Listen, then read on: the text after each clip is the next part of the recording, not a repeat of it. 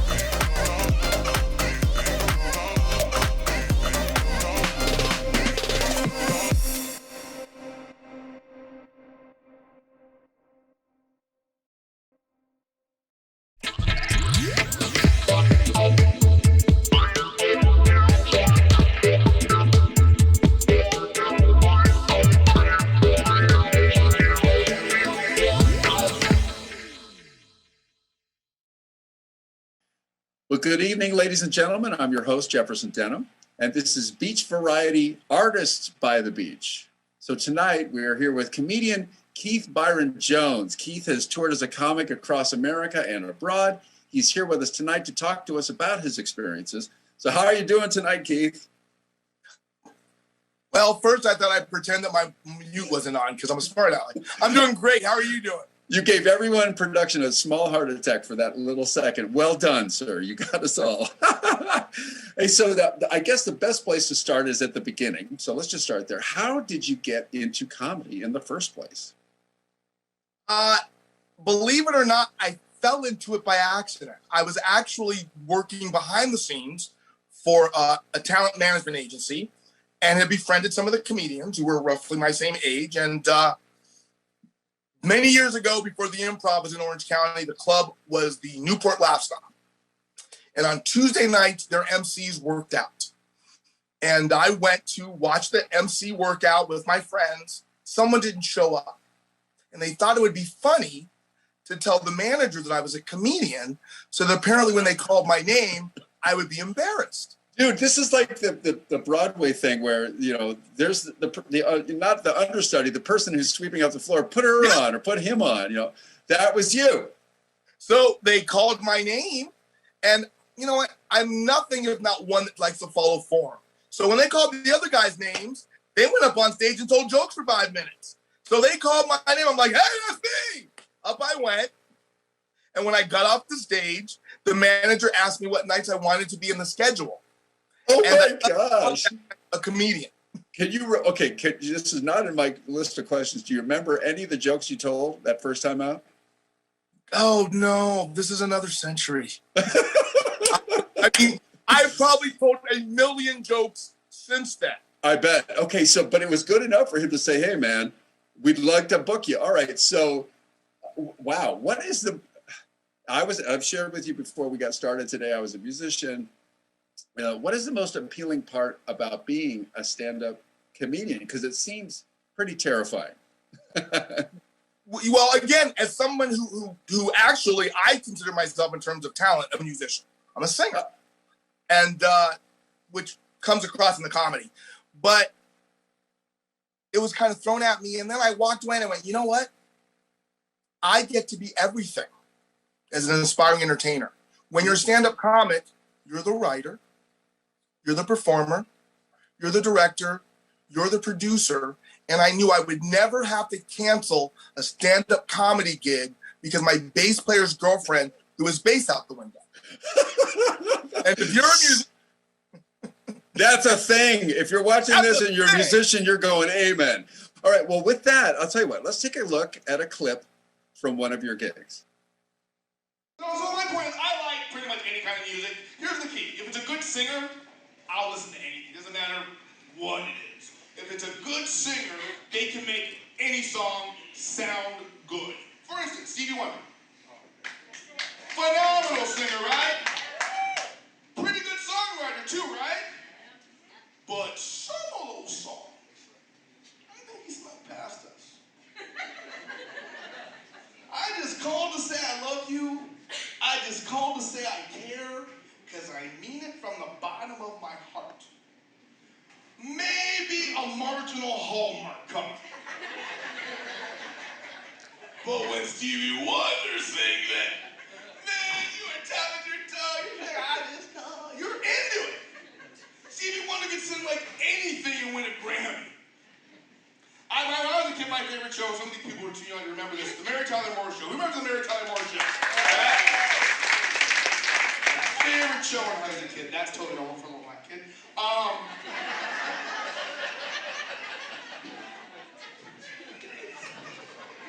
I have a theory. Stevie Wonder could sing the theme to the Mary Tyler Moore Show and win a Grammy. And he wouldn't even make it sound like a Stevie Wonder song. It'd be like, look and turn the wild dollar with a smile. Who can take a nothing day and suddenly make it all seem worthwhile. Well, it's your girl and you should know it. When they smile and every little movement you show that. The love is around, don't need to waste it. You can little town, why don't you take it? You're going to make it after. You are going to make it after. You are going to make it after. Oh, oh, oh, oh, oh.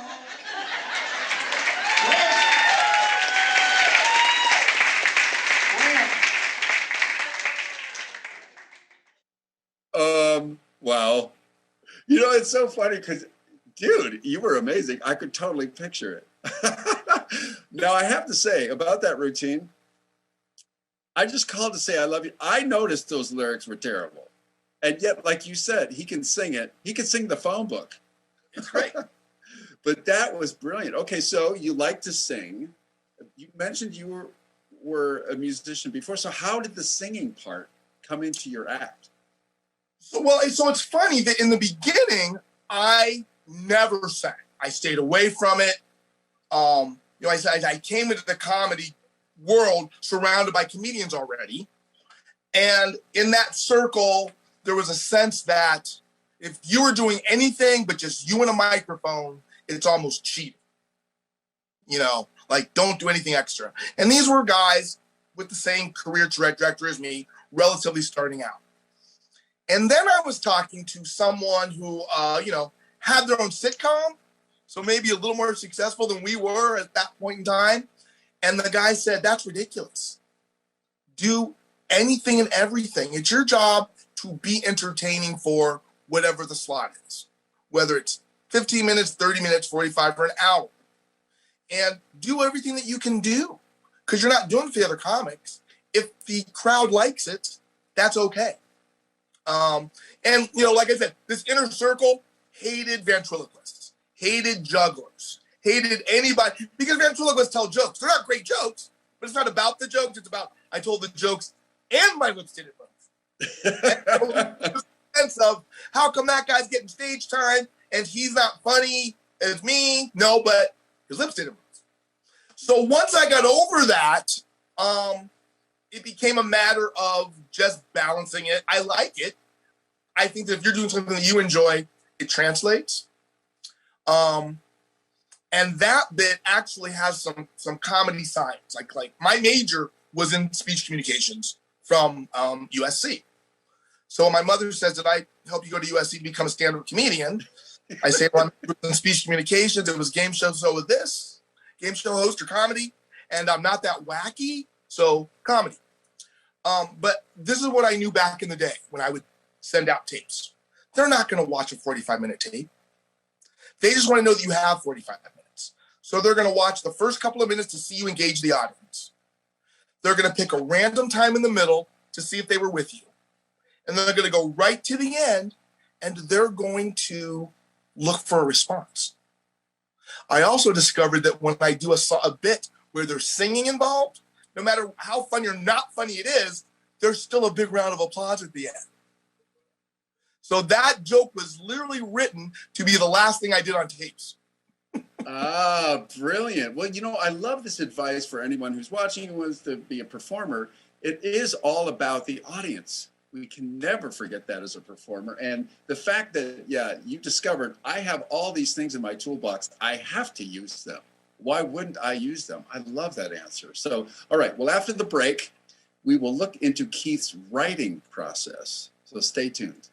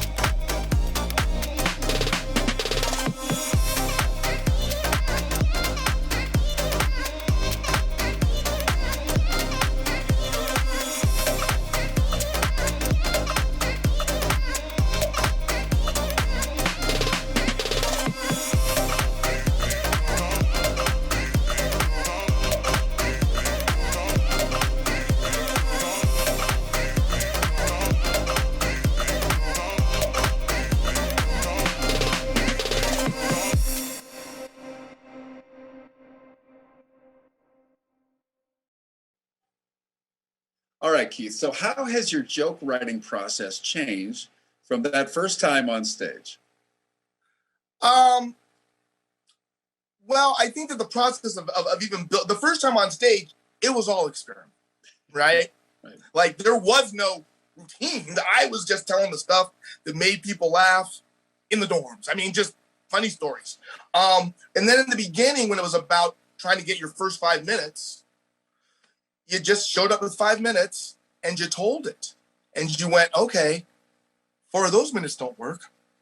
And you come back with the one that works and the 4 that don't, and eventually you have the 5. Then you write a whole new 5, et cetera, et cetera, et cetera. I'm at the point now where if you came to see me for a week in a row, you might see me do 5 different sets. There's about 400 minutes now, 4 hours in here. So I pick it up from life experience, things I see that strike me funny right away.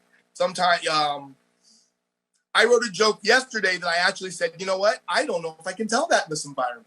So that's a new thing, right? And then sometimes you have to decide if a joke is updatable or throw out. I have a joke about the president that I've told about President Clinton, President Bush, President Obama, and President Trump. Because it didn't matter. It was just about the president. That Stevie Wonder joke, I recently updated. Because when I first started telling that joke, I was probably one of the youngest people in the room. So everybody had heard of Mary Tyler Moore. Now I'm guaranteeing you that half of the kids in this class more than half, have no idea what that is. Right. I realized I need a song that no matter the age of the audience, they will always know it. Right. Ultimately, I had to figure out how Twinkle, Twinkle, Little Star would sound if Stevie Wonder sang it. Because I figure I'm never going to, right? Yeah, that makes sense. So now so this process of keeping old material updated and relevant, I mean, would you say that you've been able to do that with most of your material, or is there just stuff you just got to get rid of? And There's stuff you have to get rid of. There's stuff that you have to get rid of when you write it. Like a math joke is not going to be funny, hopefully, a year from now. Okay. But the other things, but you also, as you write, you start realizing, okay, you know what? Some of this stuff, I need to be universally always usable, right? I have girlfriend jokes. I've been married for 30 years, right? Right. But there's a universal reality, right? Yes. And so some of those, but things that are like sometimes the jokes just write themselves and you got to use it today. It's almost like God gave you this. God put that banana peel in front of that guy to fall in front of you. You got to talk about it. And you know that you may never, do it again. Like I said, when I was on the road, there were times where you're just driving and I'm listening to talk radio and other radio and hearing funny news stories and just what they're saying strikes me as funny. And I might get to the club and decide that I'm just going to do the stuff that I wrote in the 4 hours on the car. You just never know. Right. Give an example of a joke that just kind of wrote itself, and forgive me.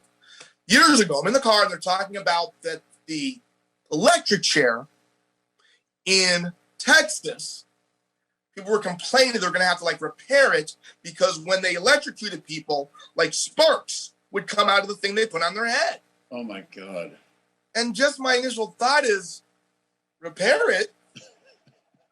That sounds like an upgrade. You've got a multimedia show there, right? Oh my God. All you need now is confetti to come from the air. What's there to fix? Who's complaining?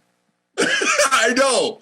Oh my God, that's hysterical. Right? There can't be a customer survey at the end. I'm guessing there's not enough sparks for me. Next time I'm electrocuted, could you please? Oh my God. You know what? That's, I think, one of the part of the brilliance of what you do is you see, we all have filters on, right, to get through our day. There's so many things we just don't see right in front of us. And then what you're describing, you're seeing things that are, hiding in plain sight, and you just focus our attention on it. And we go right along with you, Keith, and we go, that guy's right.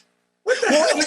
And that's kind of, we talked about the tightrope. That's where the tightrope is getting tighter, because really for me, a comedian's job, which is why you might say something that somebody else would never say in conversation, but the whole room's only laughing because you all thought it. And so the comedian's job is to say the thing that you all thought.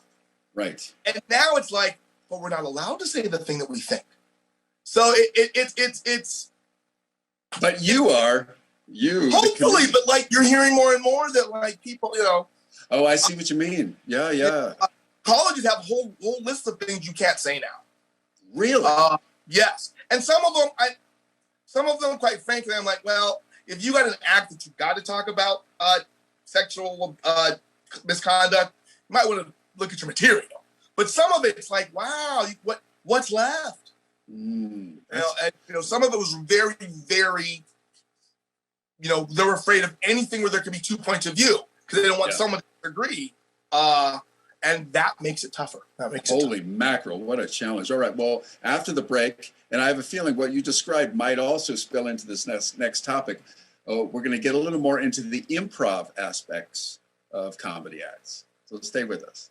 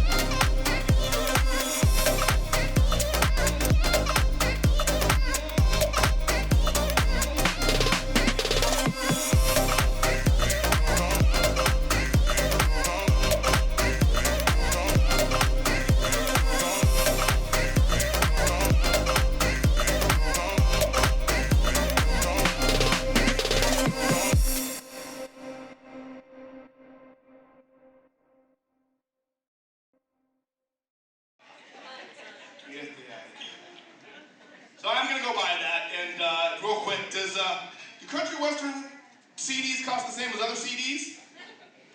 Do they cost the same amount? They do? Why? I'm not knocking anybody.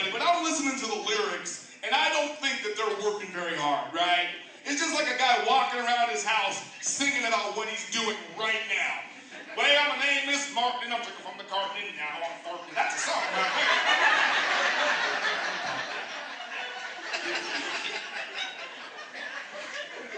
Call it show. We can do this. Seriously, how long did it take to write a country song? Like 30 seconds, maybe? Man, you're my country fan. 30 seconds, you think? How long? What's your name, by the way? Wendy, where are you from? Wendy from D.C. And are you on vacation here? And what do you do for a living? You do software. That's not really a thing.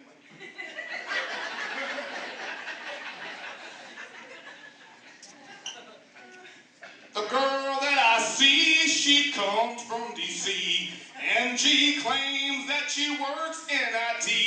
I just met her, so I don't know. She say her name is Wendy, but that don't mean that she blows. Oh, she's Wendy. See?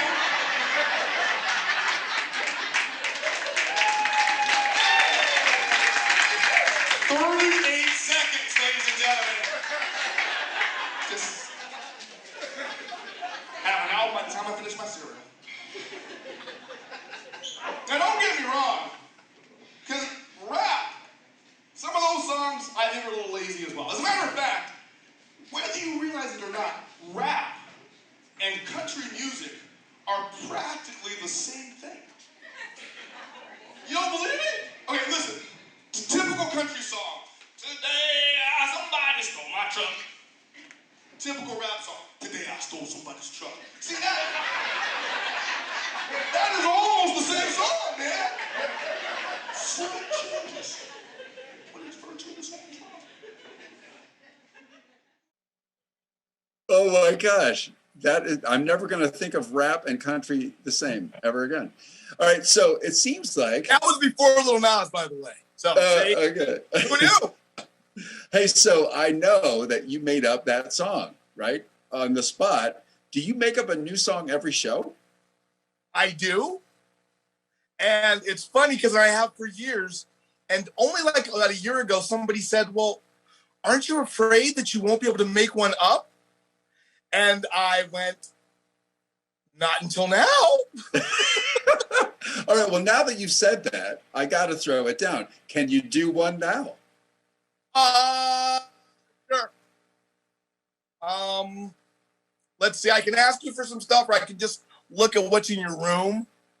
Whatever dude, I'm here for you. So Okay. I'm a co-writer, I'm a collaborator. Okay, all right, so Jefferson, Yes, I know that I know you're Jefferson. You said you have a podcast, I do. and what else do you do? I'm a musician. Okay. His name is Jefferson, I'll tell you what. He's a white guy, but he's moving all up. I'm looking around his room to figure out what I can see in that picture of those ladies' lips. It's like it's from Tahiti. Okay, I'm impressed. This is really amazing. Okay. Hey, now the real question. Is that painting from Tahiti? It's actually from Mexico. Okay. But, dude, the way you sang it, I'm going to say, yes, it's from Tahiti. I want it to be. Well, Keith, thank you so much for joining us today. Wow, what a blast. It has been a pleasure getting to know you. Everyone watching, make sure you keep your eyes open for Keith when things open up again. So thank you for sharing your artistry and telling us about your journey, life journey. And thank you, lovely audience, for watching Beach Variety Artists by the Beach. Up next, we get a closer look at life at the beach, right here on Beach Variety. I'm Jefferson Denham.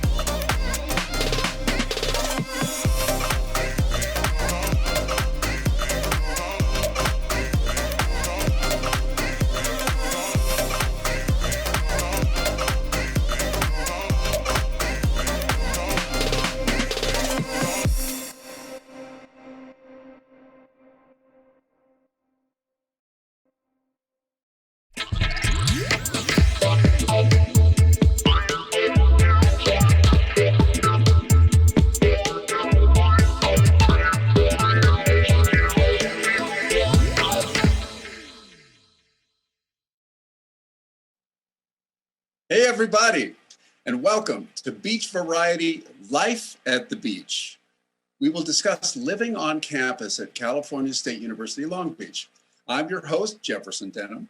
We have a great show for you tonight. We have two third-year CSULB students with us to discuss their respective journeys living and working in CSULB's housing and residential life. Please join me in welcoming resident assistants Alexis Billings and Dane Johanssen. Thanks you guys so much for being with us this evening. How are you? Doing well. How about yourself? Fantastic. Alexis, no, don't hold out on me. How are you doing? I'm doing great. I'm excited to be here. Woo! It's a party. All right, well, let's get started. So tell us the most embarrassing thing that ever happened to you. No, I'm kidding. Tell us about yourselves. Really interested in journeys. So Alexis, let's start with you. Just tell us a little bit about yourself. Yeah, definitely. So I am a third year English education major, and I'm emphasizing in rhetoric and composition at the moment. I'm also a minor in history with a general emphasis in ancient civilizations and modern Europe. And I'm a second year resident assistant here on campus as well. And that's been about me. Love it. All right, Dane, how about you? Well, hello. I'm Dane, also a third year student here. Second year RA as well. Me and Alexis in the same class, so we're going for it. Yeah, so I'm a kinesiology major here with an emphasis in exercise science, and I hope to be a physical therapist when I apply to PT school. So, yeah. Wow, I'm already impressed. Okay, so why did you choose to live on campus? And Alexis, I'll start with you again. Sure. So I basically chose to live on campus because my family thought it'd be an amazing experience for me. All of my siblings had gone to different colleges and lived on campus, and so they very much were just pushing that experience for me. And they said that it would be an opportunity for me to get to know new students and to get to know people who are in similar major as I was, and it opened a lot of doors for me, thankfully. So yeah, that's a little bit for me. And that makes sense. Dane, how about you? So I chose to live on campus. I live a little further away from Long Beach, so I didn't want to do that commute. 2 hours drive is not always fun, especially if you have eight in the morning classes. But also, like, I just kind of wanted to get a full college experience and kind of get used to like meeting new people, trying new things, and like building towards like adult life and living on my own away from home. So yeah.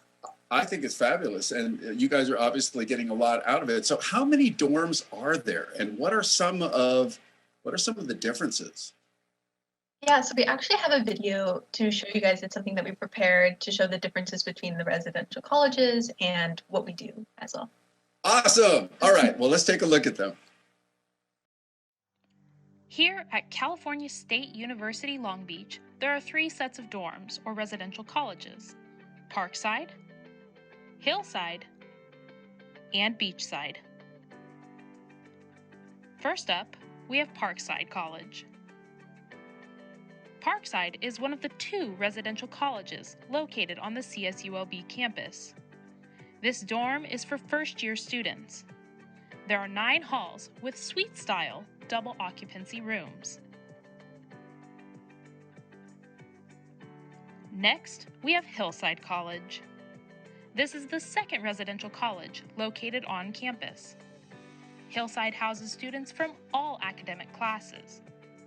There are 7 halls with suite-style double occupancy rooms and 2 traditional halls with double occupancy rooms. Finally, we have Beachside College. This is CSULB's 3rd dorm that is located 1 mile off campus on Pacific Coast Highway. Beachside caters to students from all academic classes and transfer students. There are 2 traditional suite hybrid halls with double and triple occupancy rooms. All 3 residential colleges have their own dining halls, laundry rooms, and common study rooms to aid students in their educational careers and housing experience at California State University, Long Beach.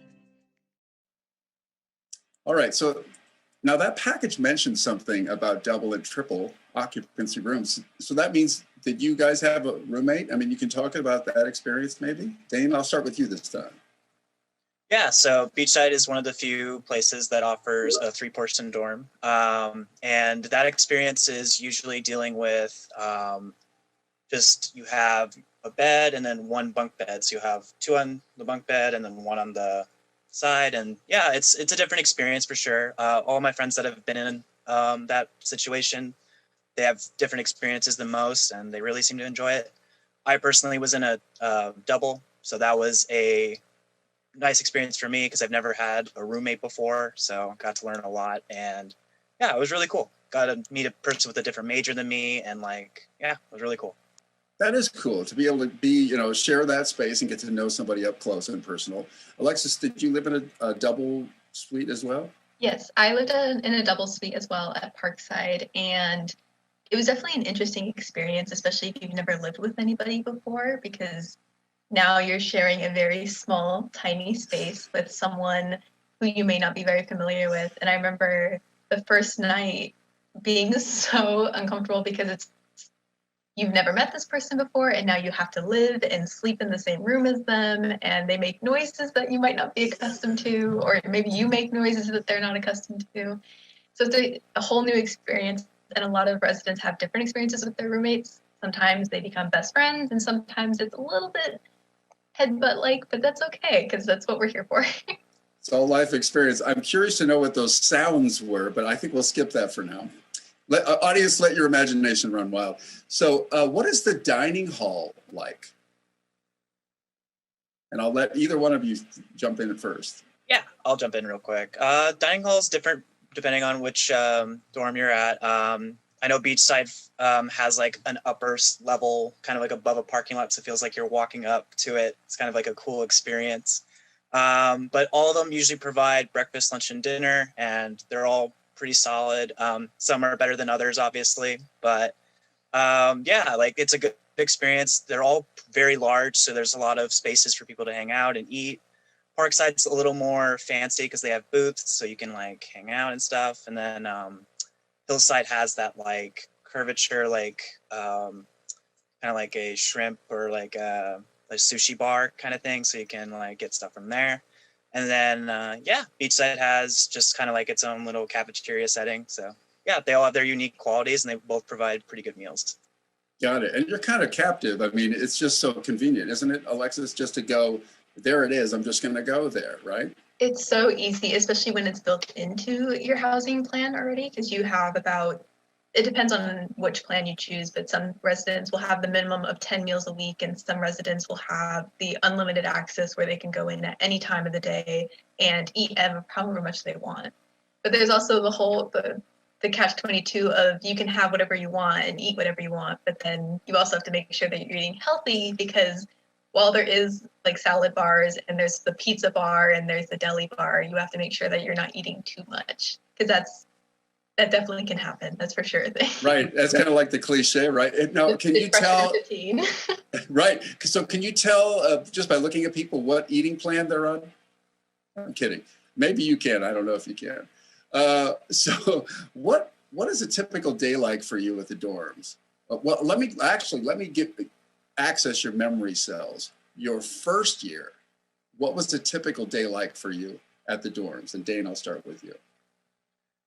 Yeah, taken back, definitely a while ago. A typical day for me was starting off with like an early morning breakfast. I had early classes, so I'd always have to get up early to get ready for the shuttle. Because Beachside's off campus, you have to take a shuttle to campus, which is provided. So you have to get up usually a little earlier than most people do. But then going to the campus for pretty much most of the day, I would go till like 5. Sometimes I would eat on campus. They have dining halls there you can go to, and also just like, convenient lunches and stuff. So that's always good. After that, I would usually come back and either watch TV with my roommate or hang out with my RA and catch up on homework. And then usually I'd finish the night by like listening to music or, just doing the normal routine to get ready for bed. So not a very complicated like life, but again, everyone's experience is different. So mine was pretty simplistic. Got it. But would you say it's also true that it's the first time you've really had to schedule yourself in such a way? Would you say that's true? That's a really good point. I had like a pretty I had a lot of like available meals for me because my parents cooked. And like going to like, you know, the dining hall, like managing my meal plan and like trying to figure out like how to get to campus on my own without like, you know, carpooling with my father. You know, it's all these things like you don't really necessarily think about in the moment, but like you have to do it because of school and like you're paying to be here. These are all things like, I mean, I'm very glad like I learned to be more responsible and like more manageable, because I feel like in the real world, that's stuff that we take for granted. And like, you know, sometimes we dread waking up at like 6:30 to get into our 8 o'clock job, you know? So it's those moments where like you just want to like respect the grind and realize like the journey is almost as good as the destination. So yeah. Very well said. Alexis, would you, to Dane's point, would you say that that's kind of what happened to you? You found a sort of a rhythm that you now had to kind of, you know, discipline yourself, if you will? For sure. I think that's something that I had to adjust to myself, because when you go into high school, you go from 8 a.m. to 3 p.m. every day. And that's not how my schedule looked. I had classes that were past 4 p.m. or I had classes that were at 6 p.m. And so it definitely was a difficult transition for me, because no longer was my family keeping me responsible. It was all on me. And it was all on me getting to those classes and making sure that I'm there and I'm doing my homework. And that was what was amazing. It's when you go to college, you don't expect that like you're going to have literally so much autonomy and so much of your own like responsibilities. And it's amazing, like being able to wake up in the morning and say, okay, maybe I'll have ice cream this morning, or maybe I'll have like a healthy breakfast sandwich, and then I'm going to go to class, and then I'll sit in class, and then I'll take notes, and then I'll go back and get lunch, and then I'll hang out with friends. It's amazing finding that balance of fun but work, and also like making sure that you're taking care of yourself too. Yeah, you're finding strengths and things that you can do, your capabilities that you probably weren't aware you could do. So Exactly. Right. Alexis, which residential college did you live in? Yeah, so I lived on campus at Parkside College. That was Parkside. Yes, at it's the freshman community, so it's all freshmen. Oh, okay, Parkside. And then Dane, which one were you at? Were you at Beachside, you said, right? Yeah, I was at Beachside. That one was a little more mixed. You had transfer students, you had returning students, and some freshmen sprinkled in. Okay. And so what is your favorite memory, Dane, from the dorms from that first year? Was it something like there was a bunch of water on the floor and people were naked sliding down the floor, or no, scratch that. So like I said, what is your favorite memory from the dorms from that year? That's a great question. I had a very positive first year experience. I mean, the late night talks till like 4 a.m. with your friends, like cramming for finals in the little study halls. Like, I mean, like you remember them all. But I think my favorite memory for sure was, it was during the first couple of weeks of housing. We were all given the opportunity to go watch the school soccer game. But a lot of my friends weren't feeling it. And they're like, it's hot today. Like, I don't really want to stand in the sun. Like, let's go back and like, let's go to the pool and like just chill out there. So like, we were able to go to Beachside, swim in the pool, have a little pool party. I got to know my roommate a lot better around that time. So that was like a really cool bonding experience for us. I met a lot of friends I'm still friends with today. And like, yeah, it was a really cool experience. It's stuff like that like, you know, because we're in quarantine, you forget like how great those memories were. So, yeah. Well, that's a really good point. Alexis, how about you for your first year? What sort of memories do you have, or is there a specific memory? I have a lot of memories. It's really fun, like what Dane was saying, you stay up really late sometimes and those talks are really memorable.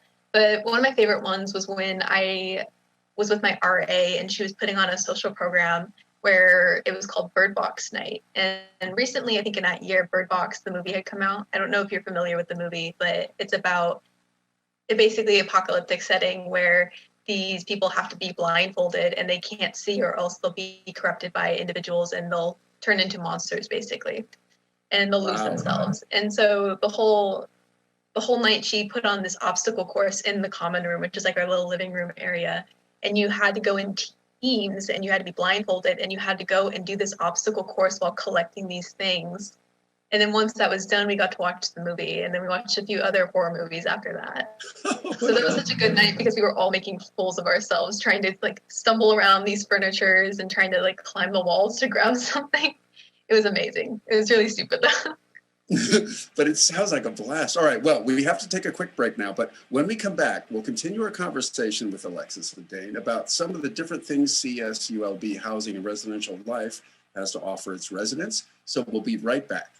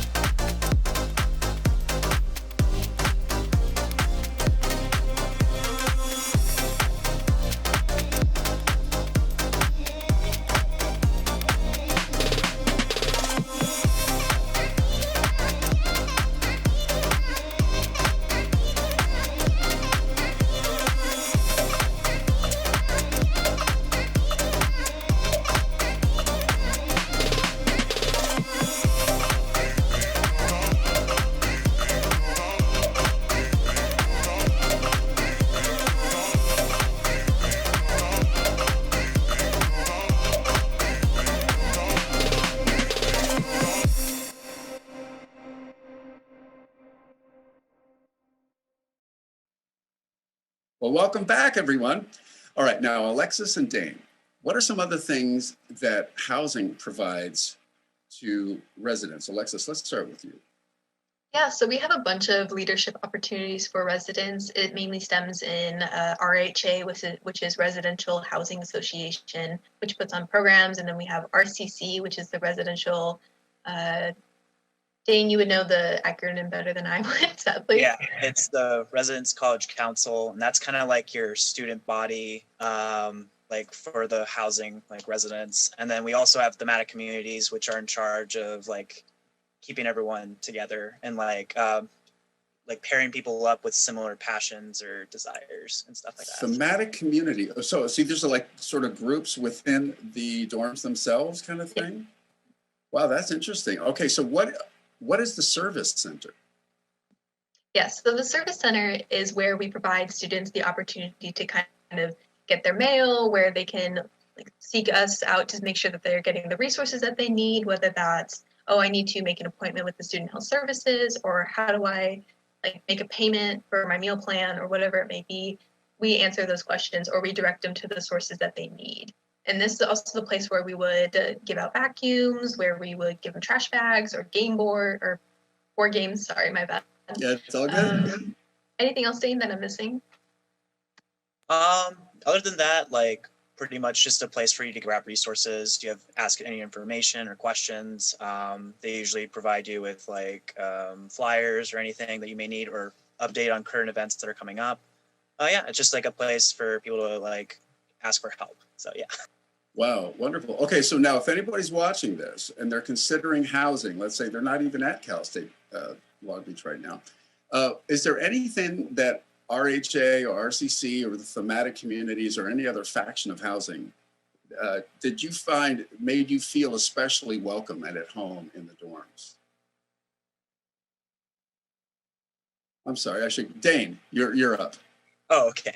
My bad. I think, like, for me, when I was a part of RCC, that was one of those things where it was cool to be a part of a group that we could give back to a community.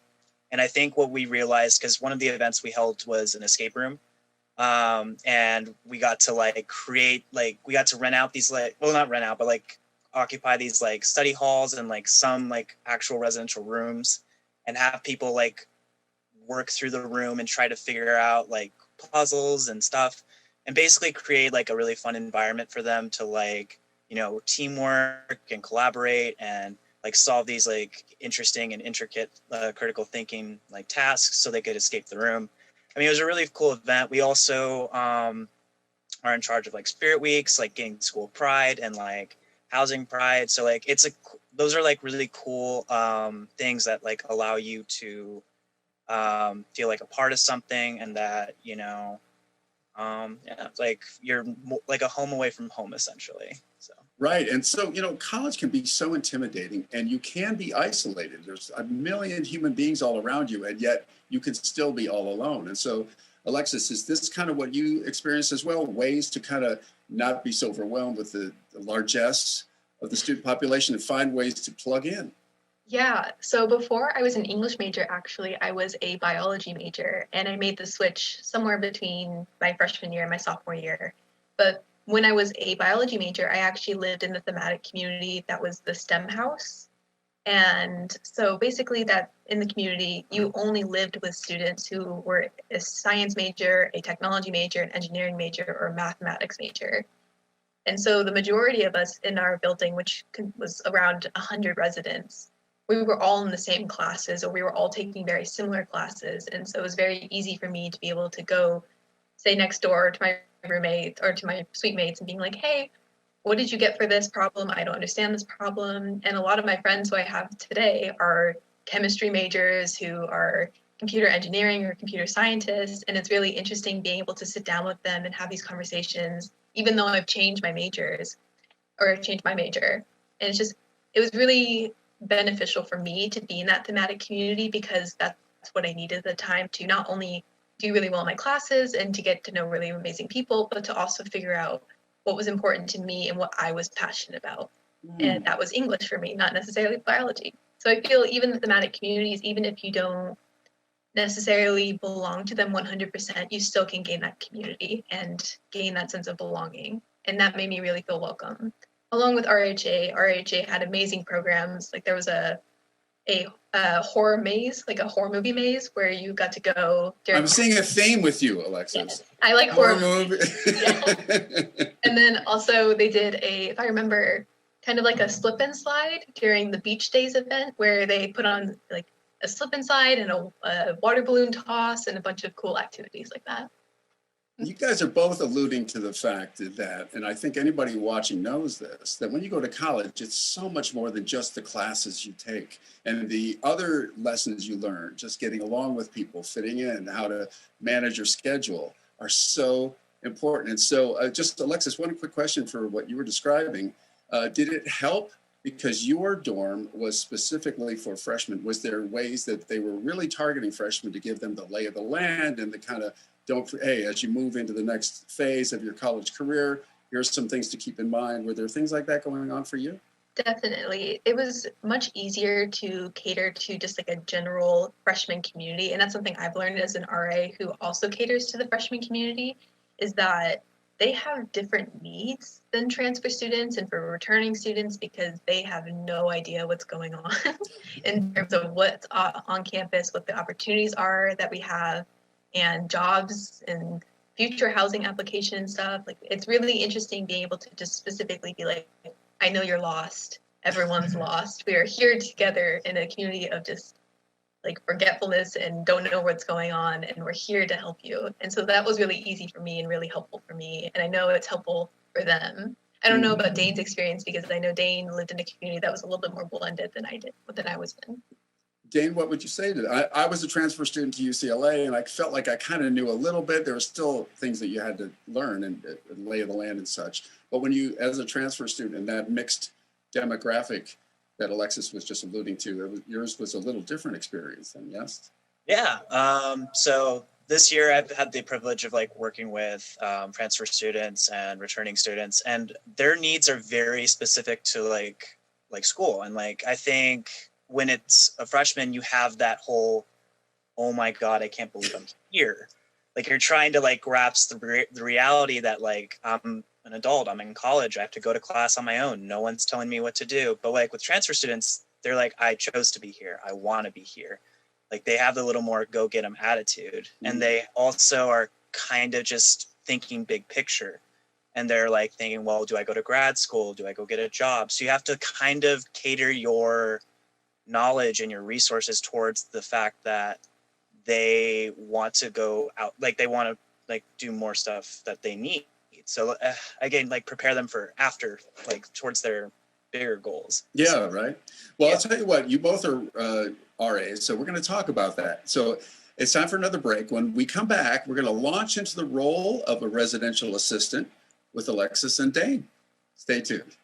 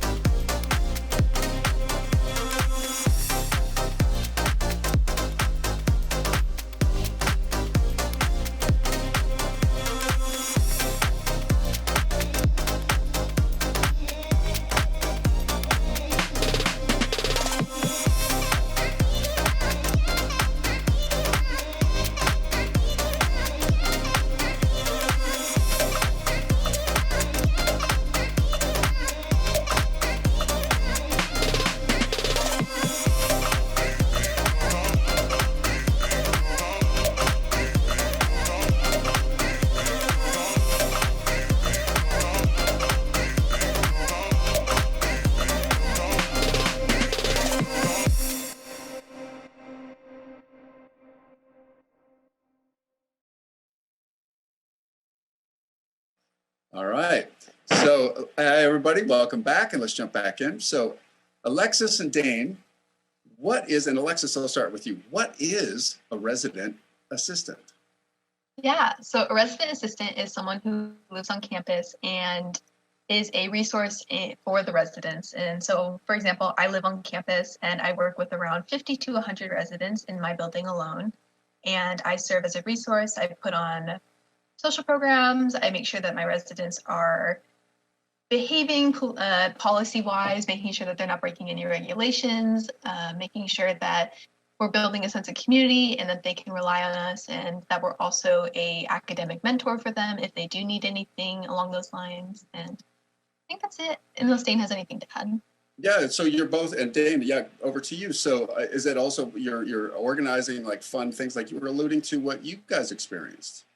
Yeah, it's a lot of just trying to like build like an environment where people feel welcome and like a part of something. And also like another thing to add is that we're also emergency responders. So like we're helpful for like helping people navigate like a fire alarm or like a medical situation. Like we also help assist with that. But I think the most important thing though is we're just trying to help people. Like our core values are trying to make sure students feel like they don't have to feel like they're alone in this. They have someone there that they can go to and like guide them through a process and like, you know, just get them where they feel like they need to go. Like college should be a fun experience. It shouldn't be something that's super stressful and like you're constantly wondering what to do. Like you should have people that can be there for you and help you with questions. So Dane, is that why, okay, let me ask you, why did you decide to become an RA? That's a good question because I had a very different experience than I feel like a lot of people did. I had probably one of the best RAs ever. We're still friends today.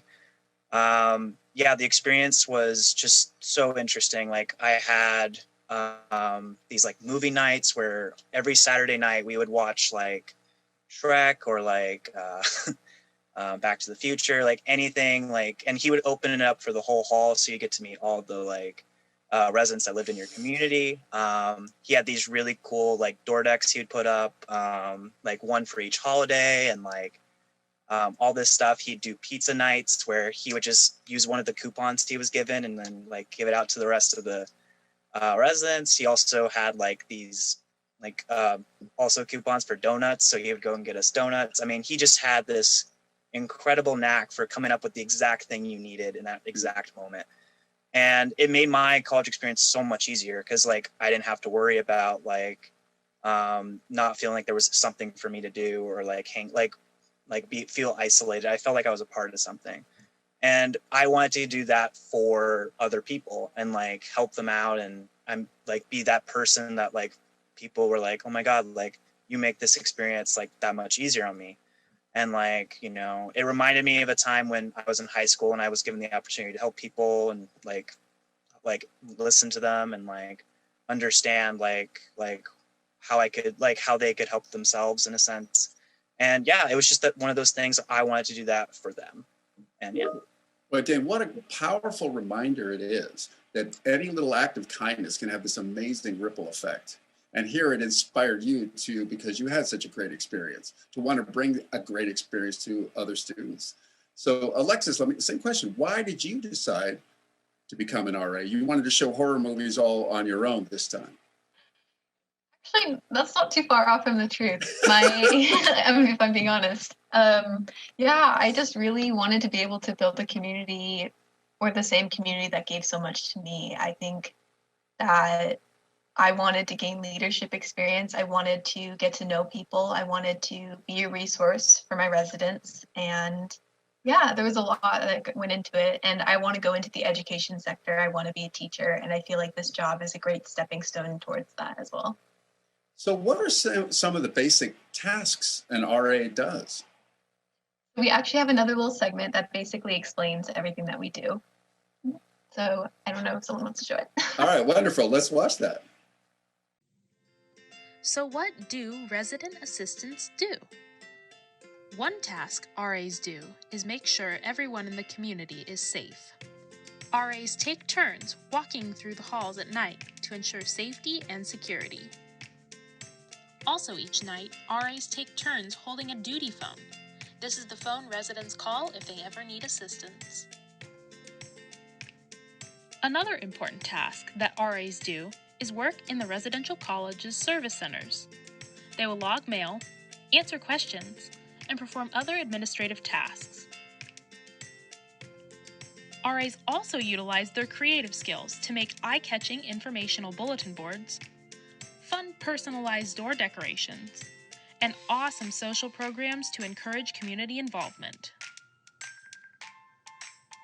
The most important thing RAs do is be there for their residents.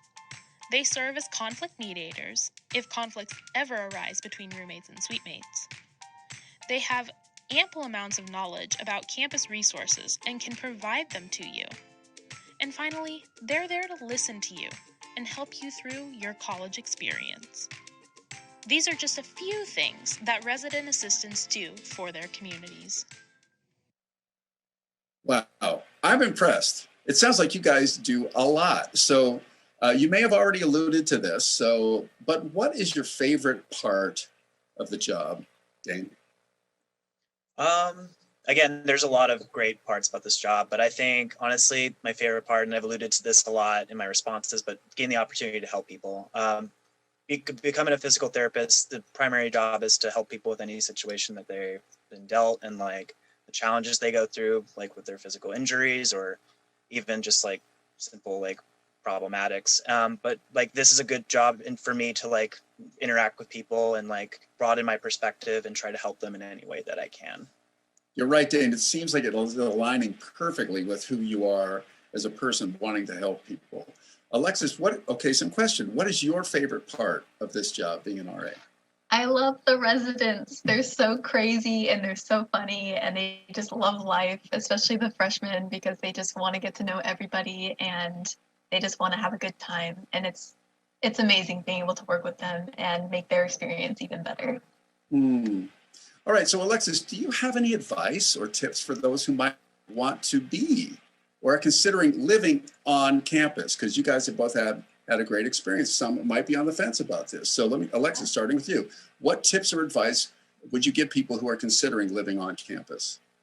I think the best advice I can give is go in with an open mindset, be ready to engage as much as possible, put yourself out there, get out of your comfort zone, because everyone's uncomfortable, everyone's scared. And I think the best thing you can do is just to embrace that fear and embrace what you're going to do next and try your best, because I think you're not going to have a great experience unless you just get out of your comfort zone and try your best and make it work, I guess. I love that. There was a quote I heard once saying that courage isn't the lack of fear. It's feeling the fear and doing it, moving forward anyway, which is what you're describing. Exactly. Same with you, Dane. What advice or tips would you give someone who was thinking about living on campus? Yeah, I think for those who want to live on campus, come prepared to just make the most of your experience. Anyone that wants to like enjoy life and like have a good experience, you have to give like 100% to it. So like if there's an event going on, try to go to it. If there's like people that are studying in the common room and you want to go study in your room, maybe just sacrifice the one time and study with them. You know, get to know people in your community and like create those connections that you can social network, and maybe like eventually they'll land a job for you. You never know. So like creating those bonds in college will help you create bonds maybe that you'll have for the rest of your life. All right, so last question for both of you. What about any advice you might give anybody who's considering becoming an RA? So Dane, let's stay with you. Yeah, this job, again, is amazing, and it's very humbling that I was able to be given this job, but it is a very time-consuming job, and you do have a lot of responsibilities. Not everyone can do this job just simply on time. I know classes, demands, and like maybe even working a job and doing college. So it's a very big task to time manage and understand your limitations and like what your strengths are. So, and then applying it to people that, like if you were in their situation, like how would you try to make them better? So like, Yeah. So if you're watching this and you're considering it, go in with your eyes open, recognizing how much work is involved. Alexis, would you say the same thing?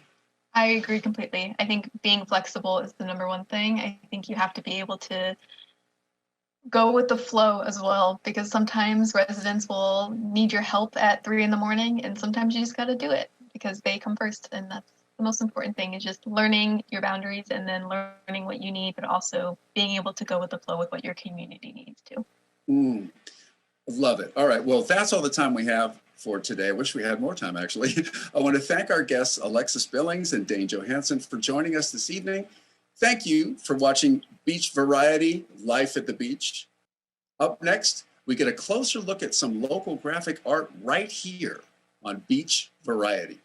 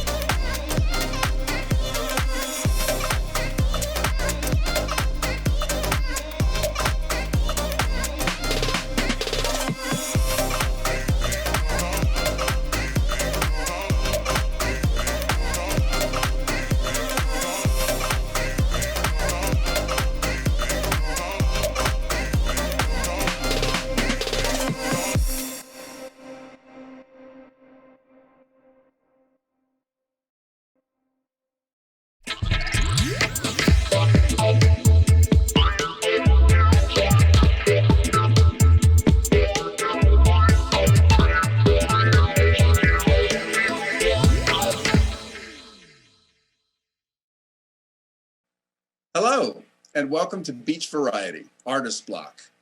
I'm your host, Jefferson Denham. We are sitting down with two graphic designers who are both currently facing the challenge of going to school online during a pandemic. As always, on Artist Block, we are finding out how bright young artists are navigating their way through any blocks they may face, through social, political, or economic challenges. So our first guest is an up-and-coming graphic designer who is just about to graduate from Laguna College of Art and Design, Daniel Rangel. Thank you for joining us here on Artist Block. We're so happy to have you here. Thank you. All right. Can you tell us a little bit about who you are? Who are you, my friend? Hi. So, my name is Daniel. I am 22 years old, and I'm a senior graphic design student at Laguna College of Art and Design.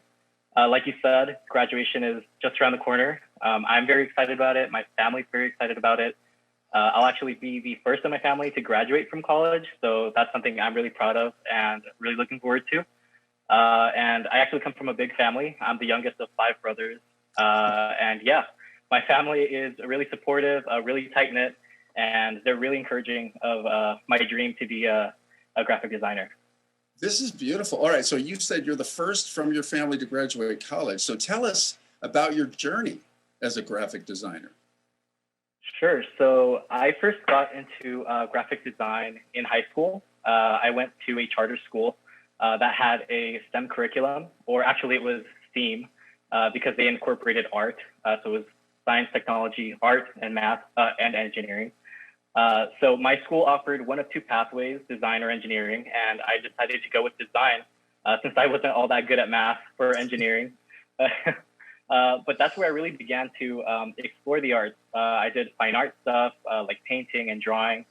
But what really piqued my interest was digital design on the computer and using programs like Illustrator and Photoshop to make digital art. So that's what really got me started with graphic design. I love that. So who or what has given you the inspiration to make it to where you are now? Is it the earlier teachers, or is anybody along the way, especially as a first generation student, as you said? I have actually a number of people counting on me to make it all the way through college. A lot of people who have given me their support, people who have made sacrifices and contributions that have brought me here and have dramatically changed my life. And these people are not lost on me when, things get difficult or when I feel like giving up. I'm obviously talking about my parents or, connections I've made, even the people I know in high school that helped me get to the college that I wanted to get into. College can be hard. We're going through a crazy pandemic. But I just remember all the people who have helped me get to where I am now, and that just keeps me going. So I don't want all those efforts to be for nothing. So. Right. Well, you mentioned the pandemic, as we're all going through, especially challenging for students. So we're almost a year into it. Hopefully we're about to merge out of it. What does a day in your life as a graphic design student look like during this pandemic? So a day in the life of a graphic design student now is very different from, before the pandemic. Obviously I don't have that commute anymore. I used to commute to school, so I guess that's something good to happen out of the pandemic. I guess on a typical day, I wake up late. I am most productive at night, so I tend to work pretty late, sometimes till 3 or 4 in the morning. So I get started, really late in the day. And after that, I guess, I get out of my sleeping clothes, make a quick breakfast, which is lunch by this time. But I walk over to my living room where I do all my design work now, and I just open my computer and start working.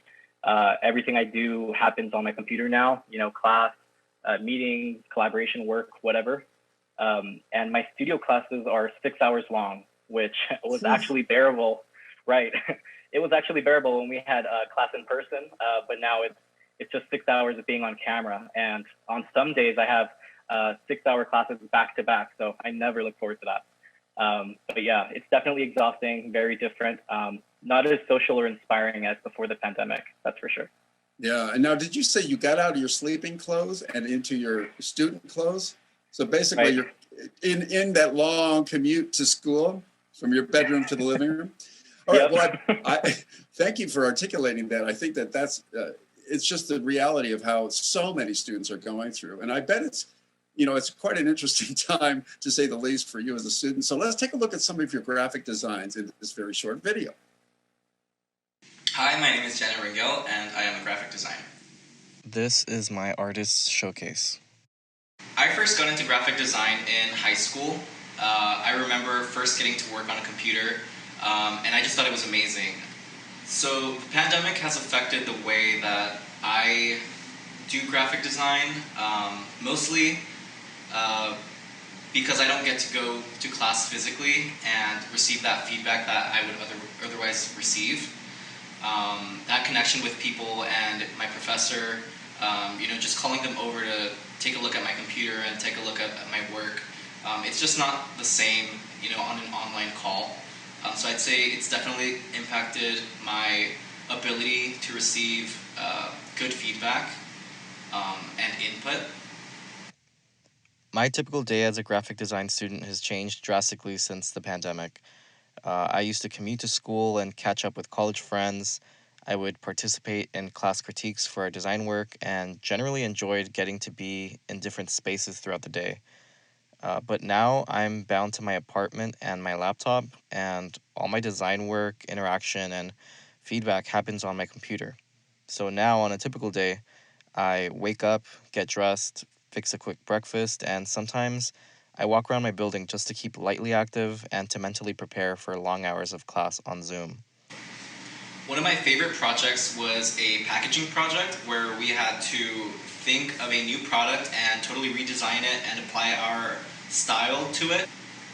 I remember having to do a bunch of research on Pizza Hut specifically because that's the company that I chose to redesign a product for, and really look through their current products, their style of packaging, and think of a new way to put a spin on their products. But we also printed our digital design and had to physically construct it and create the product. So that was really exciting to see your digital work come to life that way. I feel being a minority has forced me and my family and others that I know that are also minorities to find different solutions that aren't always mainstream. I feel like being a minority and a Latino will help me in my future design career, just as it has in other areas of my life. I come from a big family who's been really supportive of my design career for one. It wasn't really seen as a career choice to my parents, but nonetheless, they've been very supportive of my decision to pursue it. This is my artist's showcase. When we come back, we will discuss how Daniel has overcome some creative blocks throughout his career. We'll be right back.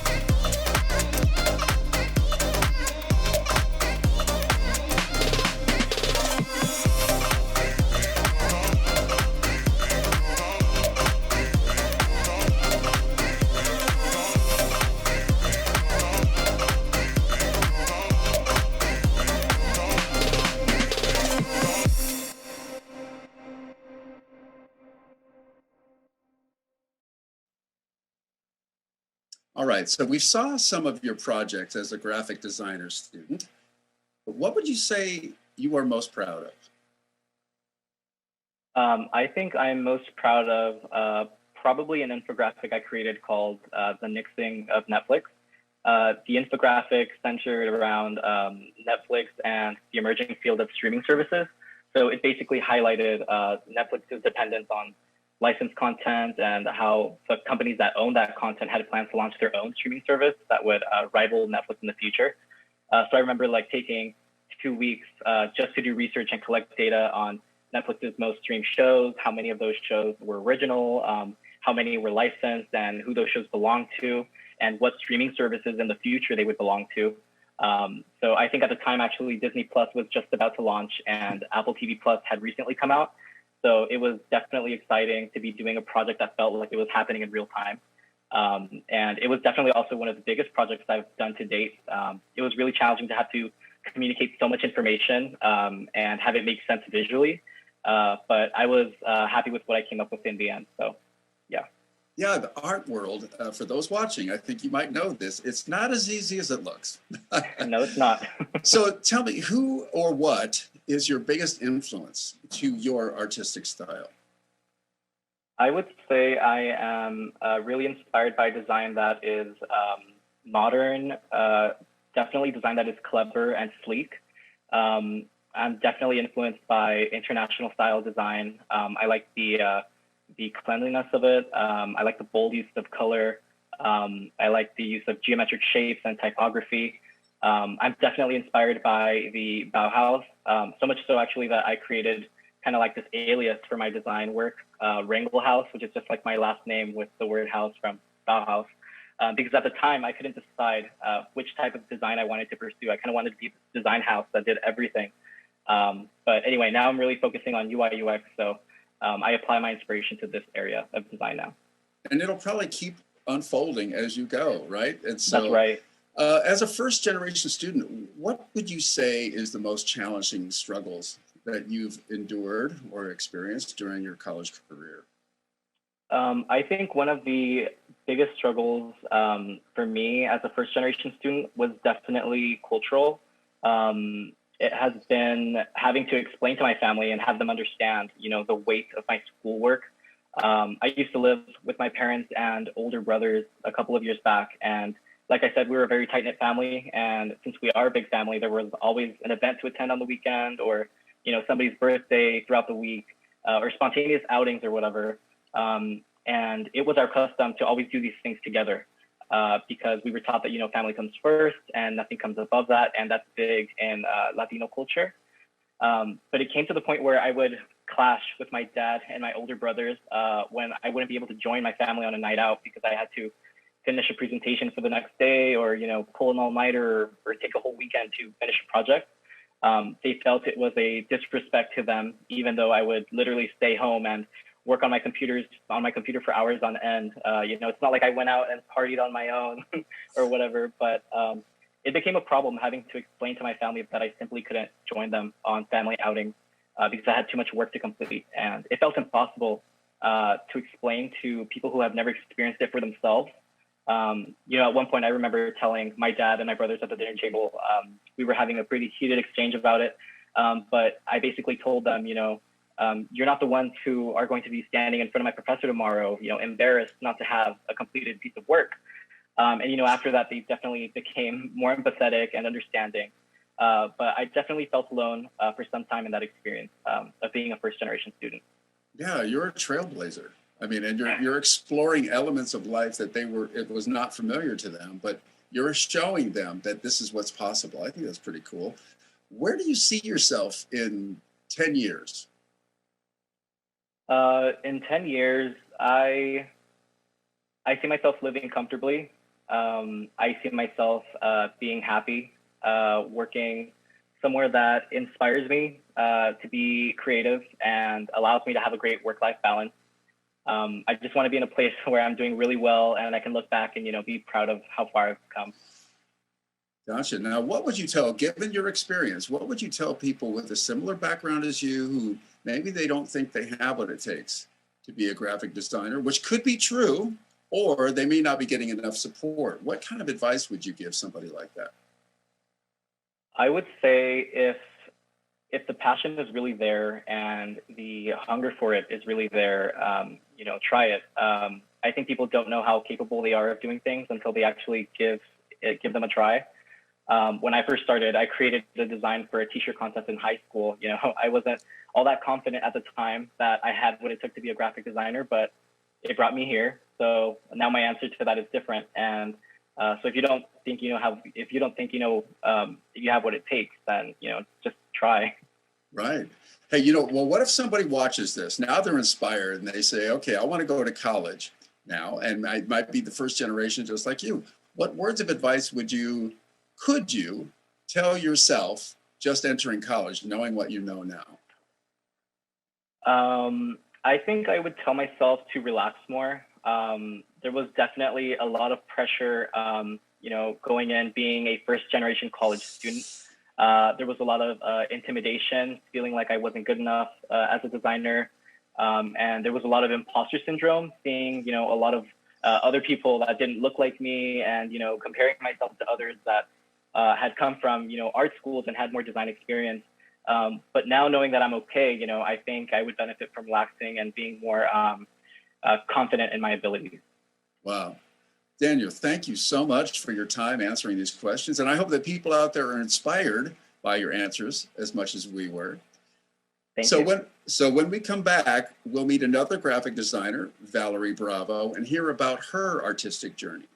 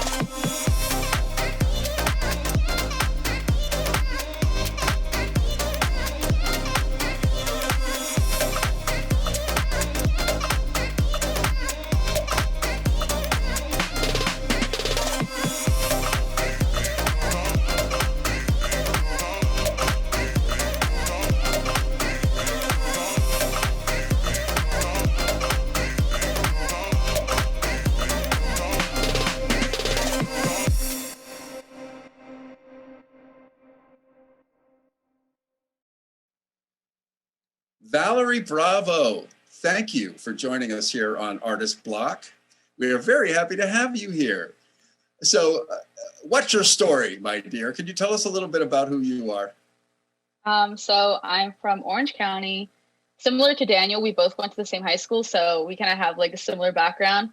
I was also in the design pathway at our high school, and I didn't really know much about graphic design when I had first started, but I had a really cool teacher, and I really I don't know, he really inspired me in many ways to develop my skills. So I had a fun 4 years developing my skills, and now I'm a fourth year in college. I'm also first generation, so it's been a wild ride, but I've been enjoying it.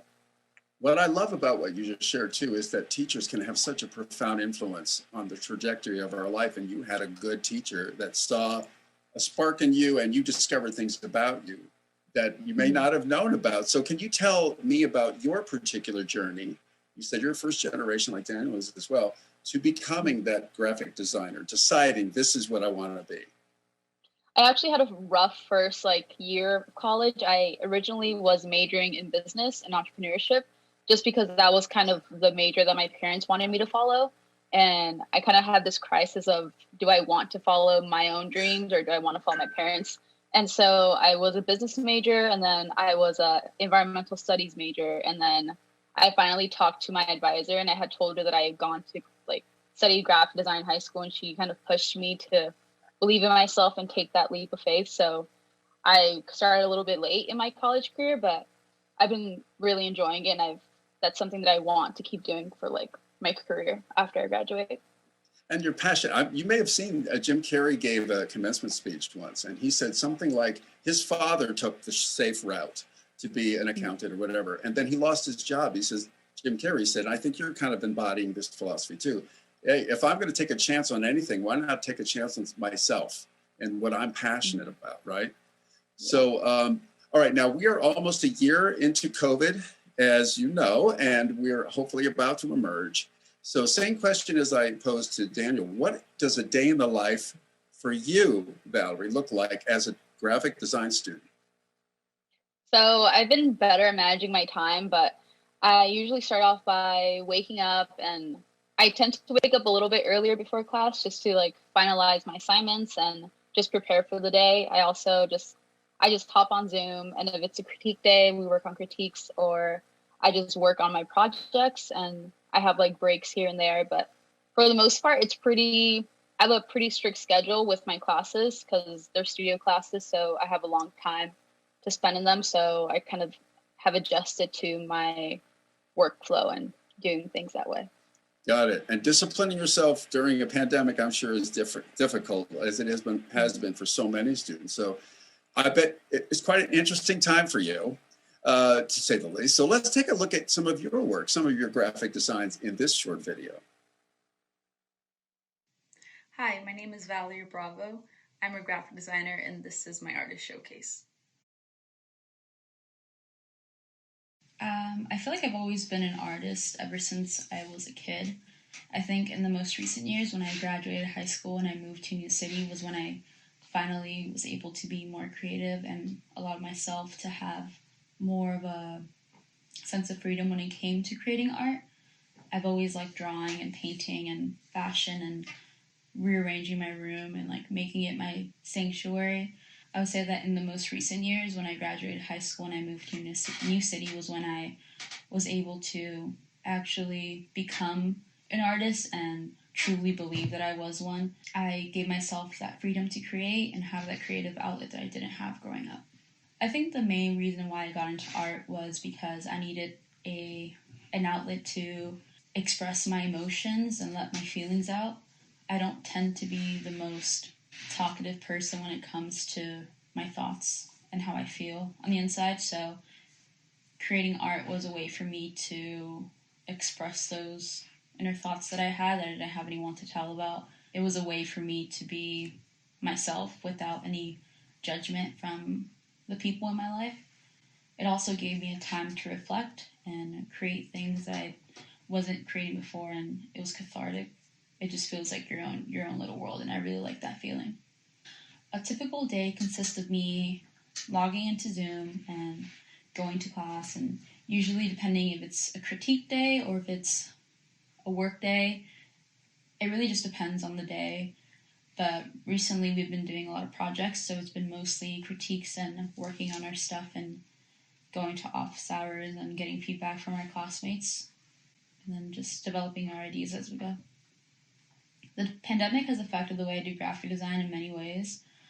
I know I wasn't used to online class like anybody else, I was used to going to class and having my professor in class with me and looking at my work in person. But now it's at times very cold when it comes to critiques, and I think people are still getting used to being on camera, and I'm still getting used to it. It's a little nerve-wracking being on camera and also trying to do your work, and it's at times a little frustrating that your ideas don't usually translate. So it's been a wild ride. My favorite graphic design project that I've done has been the experimental calendar that I made in 2019. This was the calendar for 2020. I obviously didn't know that 2020 was going to be the year it was, but this calendar was meant to be a celebration of women and womanhood, and I wanted to just include women of all diverse backgrounds, and I wanted to kind of celebrate the people that they are and their achievements that they've had. Love it. Love your work. Okay, so we saw some of your projects as a graphic design student. What is there one in particular that you're most proud of? I would say I'm most proud of my 2020 experimental calendar. I think that was one of the projects that I really pushed myself to do something that I wanted to, because I have a habit of not really following the project guidelines. I'm very experimental with my work, and I do like to do things my own way. So luckily I had a really supportive professor at the time, and she kind of just really allowed me to just go for it and just express myself through this calendar. And I made it with the intention of it being more of a visual piece, because it's not you can't really use it as a calendar. So I kind of bended the rules a little bit, and I created something that I was really proud of. But how awesome to have a professor that's willing to encourage that, because that's what you would hope professors would do for you, right? Yeah. So this is a similar question than to one I posed to Daniel. What would you tell people with a similar background to you who doesn't think they have what it takes to be a graphic designer? You had some starts and stops. You were second guessing yourself. What advice would you give someone who was in a similar position? I would say to just believe in yourself. I know that's super cliche, but I think part of the struggle is that you don't believe that you can do something like that. And I think it's important to just trust yourself and your skills, and also just to surround yourself with people that push you to just be yourself and just do your work, and also keep you humble and grounded, because at times you kind of get lost, or I got lost with my feelings, and I felt like I didn't fit in with people, or didn't fit in at school. So I really just surrounded myself with people that reminded me that I have some talents and that everything's worth it and I should keep going. I love that. Choose who's in your tribe and make sure that they have your best interests at heart and that they want to encourage you to be your best self. That's fantastic advice. Let's go into the Wayback Machine. We're in a time machine now, Valerie. What words of advice would you tell yourself just entering college? Oh, I would say maybe, I don't know. It's been a very wild ride. So I would say to just, I don't know. I've grown a lot as a person since I graduated high school. I think I have gained a lot of confidence in myself, and I don't know. I would tell myself to be more excited about the future and more optimistic, because I feel like I wasn't really living in the moment, and I was kind of just worried about what was going to happen, and my anxieties about my decisions in college. So I think just living in the moment and embracing it as it comes is really helpful. Just, I don't know, be present in the time. Living in the moment is great advice for younger you, present day you, and for all of us. Valerie, thank you so much for your time answering these questions. I hope that people out there are really inspired by what you've shared. I am definitely inspired. Thank you, Valerie, for being with us. Thank you. All right, so that's all the time we have for today. I'd like to thank our guests, our very special guests, Daniel Rangel and Valerie Bravo, for joining us today. Thanks for watching Beach Variety Artist Block. Up next, we get a closer look at the process of filmmaking by some film and electronic arts students right here on Beach Variety.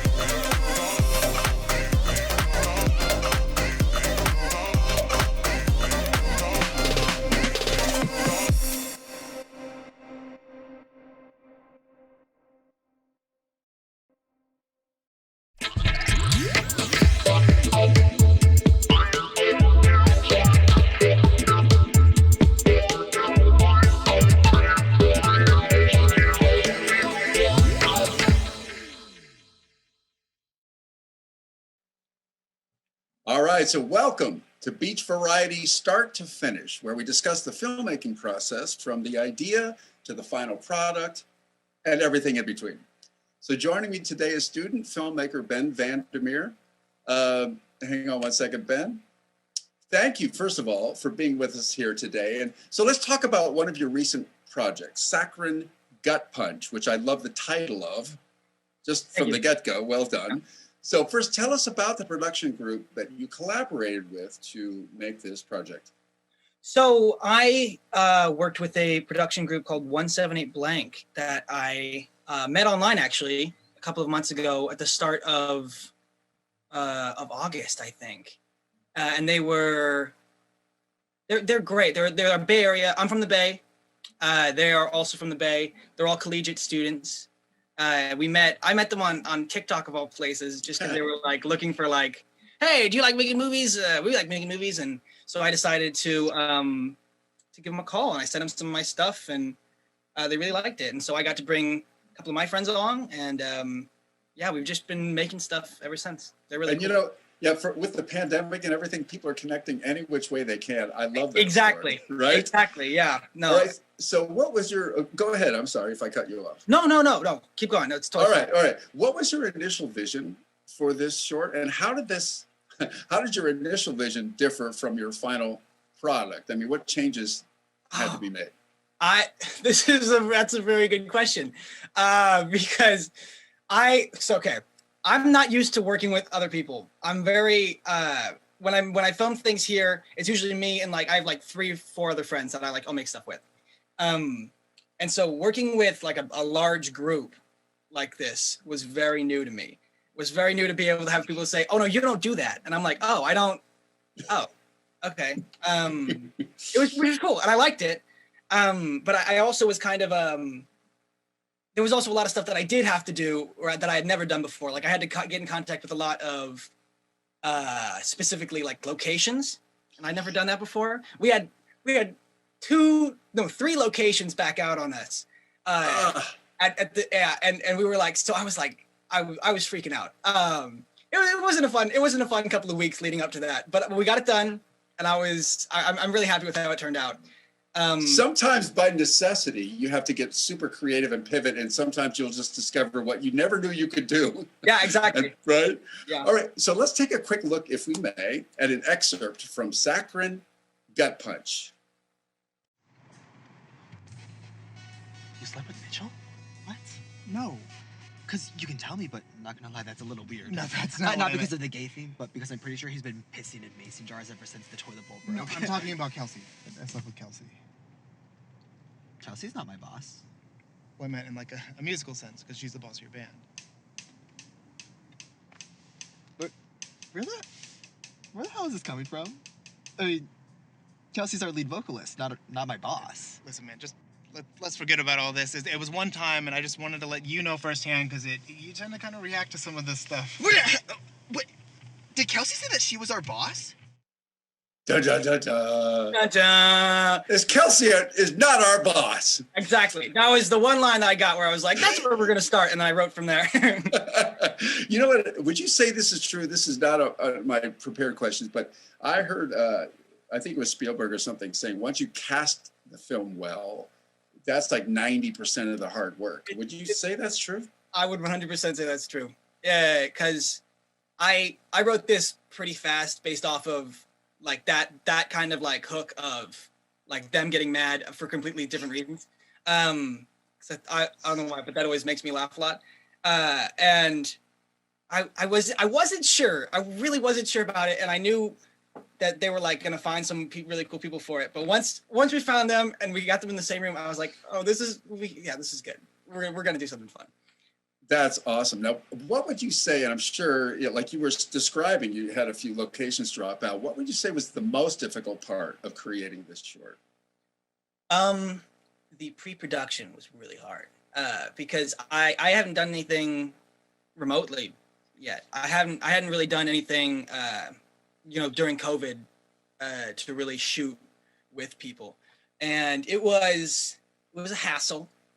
And it was a bit more of a hassle because I was only because I work obviously, you know, here I have like a part-time job. I live in the Bay Area and I have a part-time job here, and so I got the weekend off to come down and shoot with everybody. I was really excited. It's the first time I had seen a lot of people, and I got down like the first night, and I'd gotten tested. We'd been really stay. We were like, all right, everybody's gonna get tested before, and it was the night I got there where I turned to my incredible assistant director, Caitlin Fu, and I said, "Oh, did we ask any of the actors to get tested?"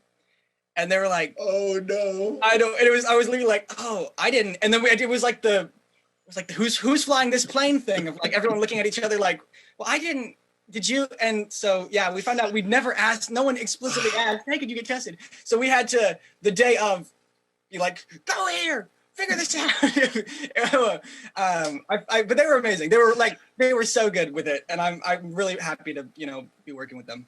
And there's so many things that can go awry on a script, and you just got to like pivot and handle it. So if you could, I kind of think maybe I know, but I'm not sure. What if you could go back and redo this? What do you think you would do differently? I think I would probably tell them ahead of time. I would say a little bit ahead. Hey, you might want to get tested just for my sanity. Just the big one. Just please. I would also. I think. I personally myself, I'm not a great editor, but I was like, I want to give it a shot, and I was like, no, that was a bad call. I should have let somebody else, someone more experienced, because like I know a little bit, but as I met people like through the fellowship, I was like, oh no, these people know a lot more than me, and they're much better than me at this. Right. And I was like, I probably would have let them do it. And Ben, what I love about that too is you do recognize as you get involved in filmmaking, and I'm a musician, you realize, boy, when someone's they're special, they have a specialty in this area, let them have at it. Exactly. Right. All right. So when we return, we'll talk more on the making of Saccharine Gut Punch.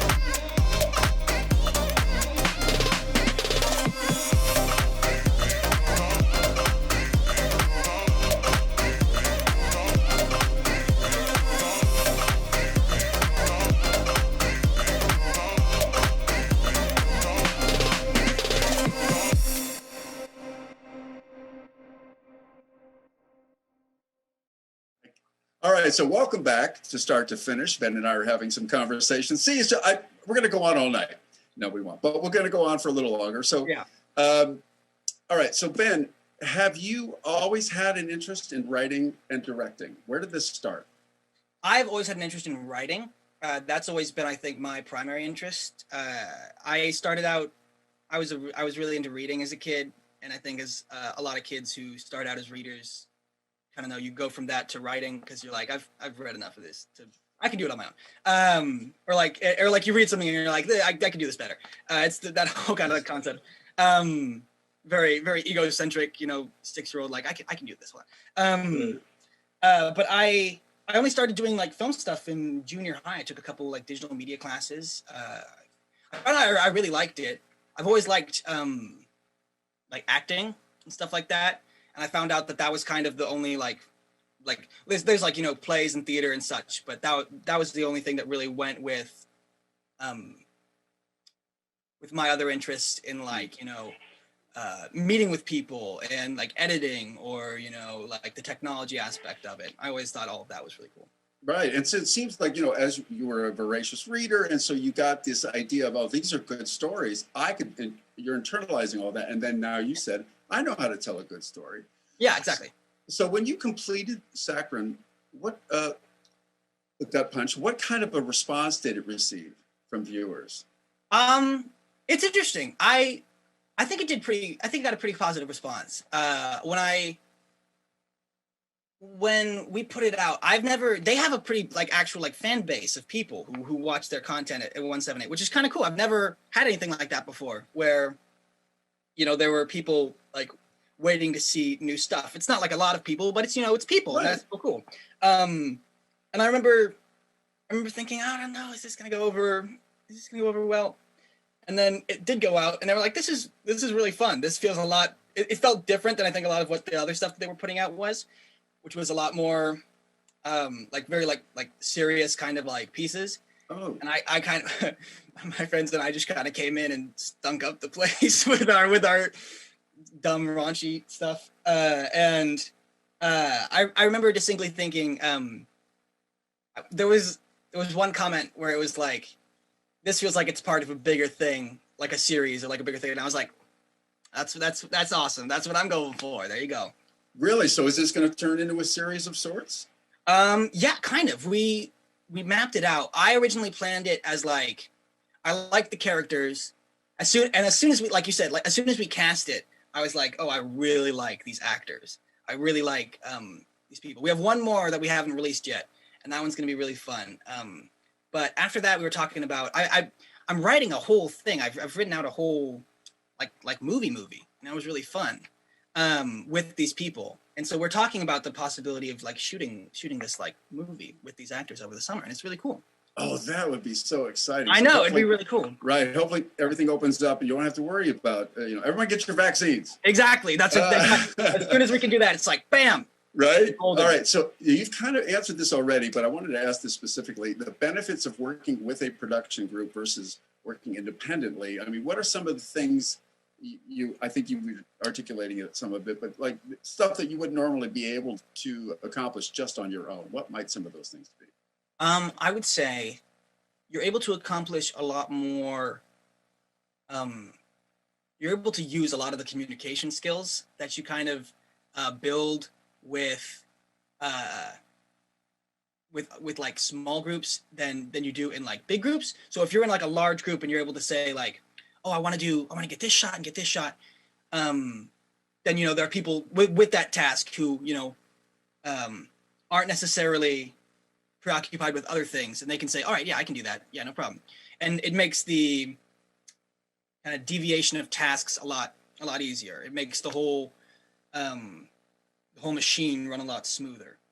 And at the same time, you know, pushbacks, like I mentioned, there's like a little bit of lack of communication sometimes. There can be hitches in that giddy up where it's just kind of like, no one talked to me about this. We guys, we're a unit. And it's like, okay, whatever. But that's something that doesn't come up necessarily as much when you're in a small group, but you know, it's give and take. Well, just communication skills. I think you're absolutely right. Just being able to have those communication skills under pressure. Exactly. Right. Yeah. All right. So coming up next, we're going to discuss the post-production process, and Ben is going to give us some insight on future projects. All this right after the break.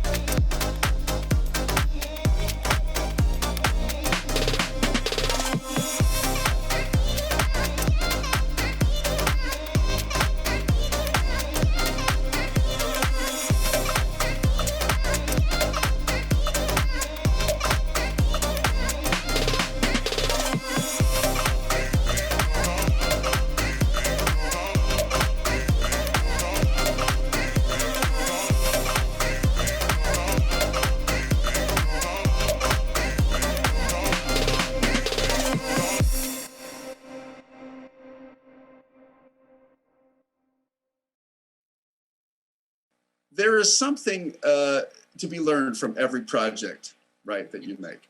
So what is something what is something going forward? What are some of the future projects? You touched on this, that maybe the big kahuna, the big film, maybe just segments of this ongoing series. What other wonderful ideas are you mulling over at the moment? Well, we have we have one more coming out, and I'm trying to get that out pretty soon because there's some stuff we want to enter that into.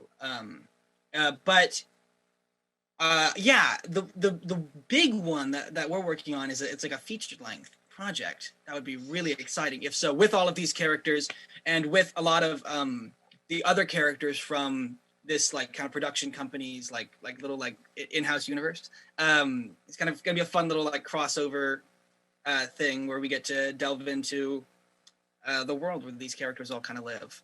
And I thought it'd be kind of cool and interesting to write about that. So I did, and I kind of became a bit of a hermit for a couple months. And I just like, when I wasn't doing school or work, I was like, I'm writing. And then I eventually, I'm like, I did good. I have a first draft, and it's not bad. But now I have to, a lot of it's written down on paper, so now I have to actually like type it out. Right. Do you write books as well? No, not short really. Stories, books. Just curious. When I was a kid, yeah, we had to do like they have this like National Novel Writing Month thing, and that was like a big thing for like my like junior high school. But I haven't really written necessarily for books in a while since then. And so it just like connects with your soul to get these things out. Because again, storytelling the format that's working for you best, obviously, is filmmaking. Yeah. Now, for anybody watching, finally, can you direct our viewers to any other projects you've worked on, or how could they stay in contact with you as to see what you're working on? That's a great question. Let me see. Who am I like online? I stumped the guest. Yes. Let me think. I'm at Half Here on most social medias. I'm on like Instagram and Twitter and such. One word, Half Here. And I think the project, I'm assuming somewhere there will be a link to my YouTube.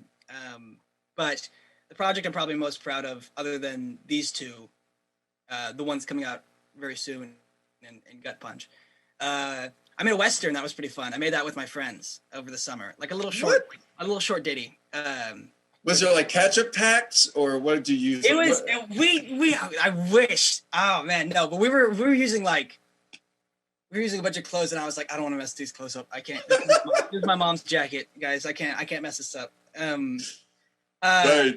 Yeah, but I was like, so the cleanest Western you've ever seen. Yeah, exactly. I was like, don't worry, everything but the jacket is fine. But, we shot that, and it was really fun. And it came out like that was something where it was just like I said, it was me and like 3 or 4 other people, and we were just like, let's just see what happens. And it came out really good. And I remember that's probably the thing I'm probably proudest of on my channel at the moment, is our lovely little Western. So yeah. And you know what? Do you feel, Ben, that no matter what heights you might reach, if you're not having fun, you're not going to be able to create something that your audience is just going to really connect with. Exactly. I think that's the big part of it, is you have to really do something that you enjoy doing. Otherwise, then, the audience doesn't enjoy it either. Right. Well said. All right. Well, that concludes today's episode, start to finish. And I'd like to thank our very special guest, Ben Van der Meer, for joining us. And thank you for watching Beach Variety Start to Finish. So up next, we get a closer look at teaching children during the pandemic right here on Beach Variety.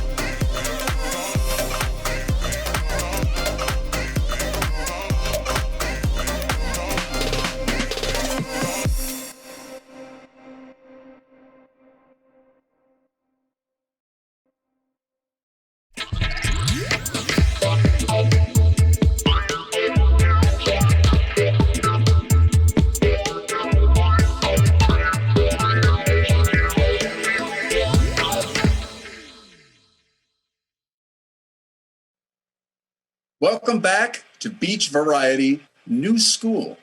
I'm your host, Jefferson Denham, and today we're sitting down with the director of an after-school program located in Orange County, Karen Gonzalez, and her right-hand woman, Monica Gonzalez, to discuss how the pandemic has affected their site instructors and students. Thank you so much for being here this evening. Tell us about yourselves. Monica, I'm going to start with you. Hi, so my name is Monica. I'm the site lead instructor at Finley Elementary School, and I'm actually a senior at Cal State Long Beach. I'm majoring in human development. Okay, and then Karen, tell us about you. Hi, so my name is Karen Gonzalez. I am the site director at Finley Elementary School. I also go to Cal State Long Beach, and I am a American Studies major. Oh, wow. That's fascinating, actually. So, all right, Karen, I'm going to stay with you. Why did you decide to work with kids? So during my senior year of high school, junior and senior year of high school, I was in a regional occupational program. It's called ROP, and I worked in a preschool with actual preschoolers. It was part of a class. We got our units, we got our grades, and I ended up, since I was in there for 2 years, I ended up getting a certificate. And that's how I started off with working with children. Because once I turned 18, it was the only experience I had working in anything. Yeah. And that's where I started. Okay, and Monica, same question. How did you or why did you decide to work with kids? Well, I have a little bit of a different story. I actually used to be a CNA, so I worked with the elderly. And then I realized— I'm sorry. What does CNA stand for? Certified Nursing Assistant. Okay. And then it wasn't for me. I didn't really like it. Like, it was a very heartbreaking job. And then, so I started working with kids, did like a whole 360 turn, and I love it. No, 180 turn, sorry. And I'm in college. Sorry. No, it's all good. So, yeah. There is no more math in this interview, just so you know. And so I started working with kids, and I've been here for 4 years, and I love it so much. So, Monica, what do the kids mean to you? Did you hear my question, Monica? Sorry, I accidentally muted myself. That's okay. I think, kids are the future, and, it's up to adults to determine how they're going to be. And I think they need a lot of patience. And so just being there for them, that's what kids need to be, just being there for them so they can have successful futures. Karen, same question. What do the kids mean to you? I'll steal that answer. They are the future. The kids that we specifically work with, it's just very nice to see character development in them. So it gives me hope for the future. Okay, so how long have you, Karen, staying with you, how long have you been working there? I've been working since December 2014. So about 6.5 years. Wow, right, and all the little lives that you're influencing and having an impact with. That's really amazing. And then, Monica, same question. How long have you been working there? So I've been there for almost 5 years. I started off as an instructor, and now I'm the lead instructor. All right, very cool. Okay, so here is a closer look at the staff and campus and what they have to say about COVID and how it was made certainly more challenging, not just for millions of kids, but instructors as well.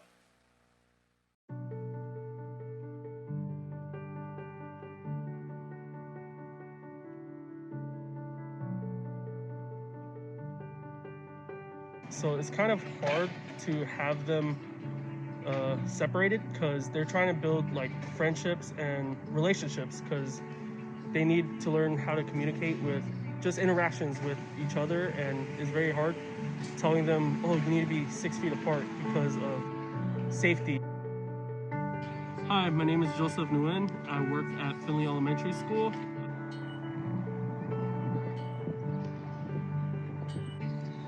Hi, my name is Miss Monica. I am the site lead instructor here at Finley Elementary School.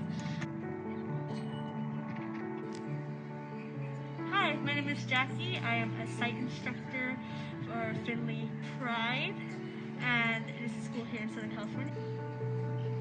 When it comes to virtual learning, I think it's definitely a privilege, but also something that can be very destructive as well in the case of, elementary school students.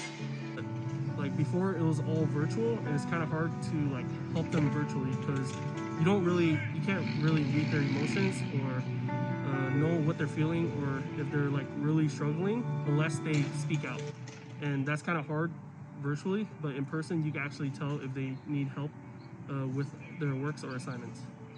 But I have noticed it's been like a strain for them because I think some teachers have been assigning them a lot more than what they probably would have outside of the pandemic. Currently, because of COVID, we have a lot of new regulations. So we have the plexiglass around our students, and all of our activities are very independent. For example, we have painting and we have perler beads, which the students only need to get things on their own, and then they can work independently. Another struggle that we've been dealing with is trying to keep the kids 6 feet apart at all times. During snack time, we have 3 different designated areas so the students can have enough space to separate. The 3 designated areas we have for eating are the reading garden, the NPR, and our lunch benches. So for my class, I have the little ones, the kindergartners, so it's kind of hard to have them separated because they're trying to build like friendships and relationships because they need to learn how to communicate with just interactions with each other, and it's very hard telling them, oh, you need to be 6 feet apart because of safety. Kind of hard for them to understand that, but we make it work, and hopefully things go back to normal. That way they can learn the essential what they really need to learn in life, which is life skills pretty much.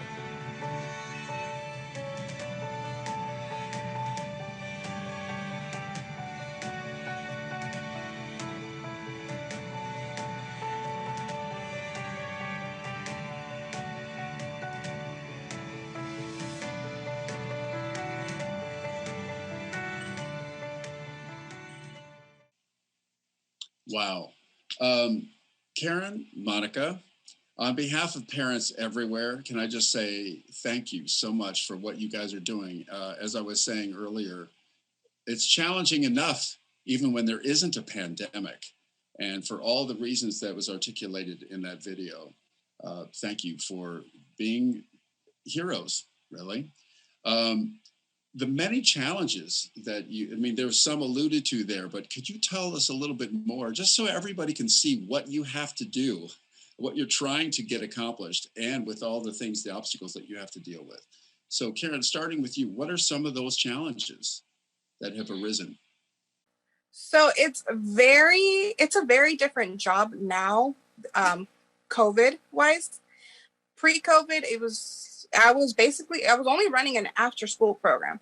Now I'm running a full day program. I feel like I have multiple caps, like hats that I wear, sorry. I feel like sometimes I can be the nurse, I can be the principal, I can be their friend, I can be their enemy, I can be a parent, I can be HR. It's just a completely different experience. But I'm learning as we're going. Right, and you're handling it right as it's coming at you. Monica, same thing. I know, like keeping kids 6 feet apart. Wow. So what are some of the challenges that you've dealt with personally? Yeah, so with the students, a lot of challenges that I've noticed is that it's just harder for them to focus, or they just doze off right away, and keeping them 6 feet apart at all times during lunch times and during activities, they just want to be with their friends. They understand that they have to stay apart, but it's hard for them to do it even when they know that they don't have to. So we'll just find kids that will be playing a game together, and we're like, I'm so sorry, but you have to separate and stuff. But just being as safe as possible and just seeing them how much it's impacted them as well. It's been rough. Right, and you're trying to keep the kids safe. You're trying to keep yourselves safe. So Monica, staying with you, what are some of the measures that you've taken to make this school COVID safe? So we have our shields in the classrooms separating desks. Even the tables that they do have, they're 6 feet apart. During when they eat, they are 10 feet apart because they don't have their masks on, so they have to be, separated like that. We have X's around the school, so they have a place to stand. And every X that you're on, you know that you're 6 feet apart from someone.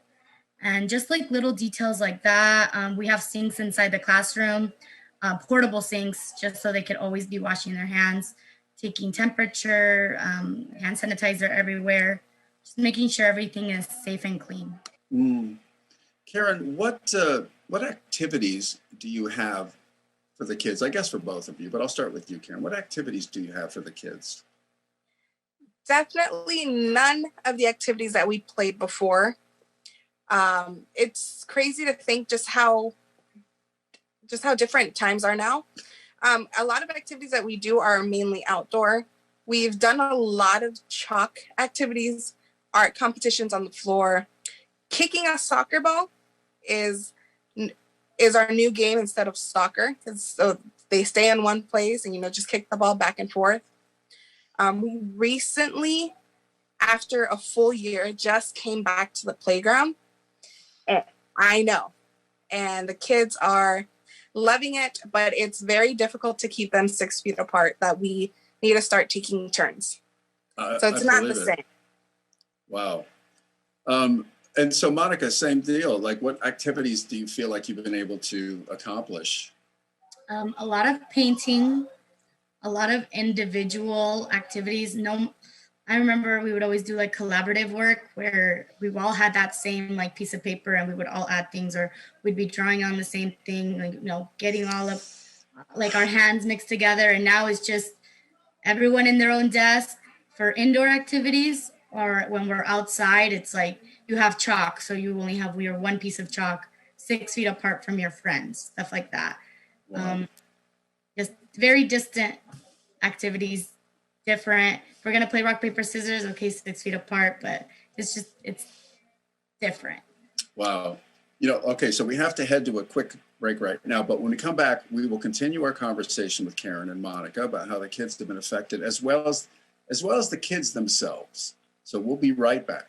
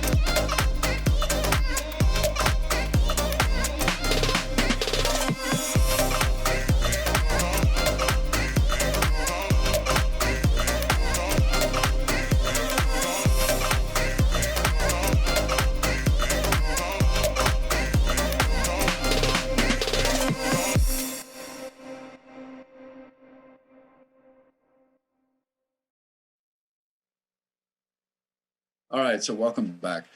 Karen, what have you witnessed? How have you seen kids struggling? They just don't learn on Zoom, or they're trying their best. I know they are, but it's not the same. I know a student, and I'm quoting a student, my teacher, if I was in the classroom, my teacher wouldn't glitch. And that's just heartbreaking because it's, that they want to learn, but they're slowly just stepping away from that. They're checking out from a full year of Zoom. So it's a little heartbreaking, but knowing that some of them have come back, they get excited. I know a teacher was telling me that she asked the students, what is one thing you are excited to come back for? And she said that a student told her, I want to meet you, because they hadn't met in person, right? Wow. You think you know someone, but they hadn't actually met. Wow. Monica, same. Have you noticed like how, just up close, how kids are struggling? Yeah, especially, in academics, like if they're in a classroom and they doze off, the teacher quickly, hey, pay attention. But, I will have students that are looking at the computer, but they're actually playing a game. And they just miss that entire lesson. Or just kids that, you know, they're not practicing their writing skills, so they don't really know their alphabet. They only know how it looks like on a keyboard. I asked 2 different kids on 2 different days, so like completely different like children, and I asked them what grade they were. Both of those kids could not answer what grade they didn't even know what grade they were in. Oh my gosh. I figured out one was a 2nd grader and the other one was a 1st grader. So I mean, and I kind of understand why they wouldn't know. They were younger, but yeah, they didn't even know what grade they were in. So it was just really like heartbreaking to see that. And this happened like last week, so we're in March now. Well, and obviously you guys are showing up even in spite of all the challenges. Is there any so Karen, I'll start with you. Is there any method of virtual learning that could possibly be seen in a positive light? Is there any pros to the massive amount of cons in this scenario? I would say there is. I know in California, we don't have a lot of snow days, but I know in other states, when school is canceled because of snow, they can do virtual. Now that we have a few kids that have traveled to go just to a different country and they have to stay there for a while, they can still attend class. So that's helpful. It's just a new idea so they don't stay behind. But Right. It's not a forever thing, just a temporary thing. And then Monica, do you see any pros to I know most of the stuff, like we're trying to get our kids off of screens, right? So they can pay attention to other things. But do you see any positive things to this situation? I do notice that there are certain activities that they're doing on their computer that I've never seen before. And I think that they have been like, helpful, some certain worksheets. So I see, you know, I can see that where they've now discovered like an activity that they do online that is learning that I had never seen, you know, in the past 4 years. So it's created, you know, some better forms of like online learning, which in some aspects we need, especially since our school is a computer magnet school. So the kids begin to learn coding in like 3rd or 4th grade. So in that aspect, they're better at computers than a lot of adults. So I guess those are some positive lights we could say. Yeah, it's always good to try to find something like that. So without a doubt, we know that millions of kids around the nation are being affected by this. So it's time for another break. And when we come back, we'll show how the kids have been dealing with Zoom school.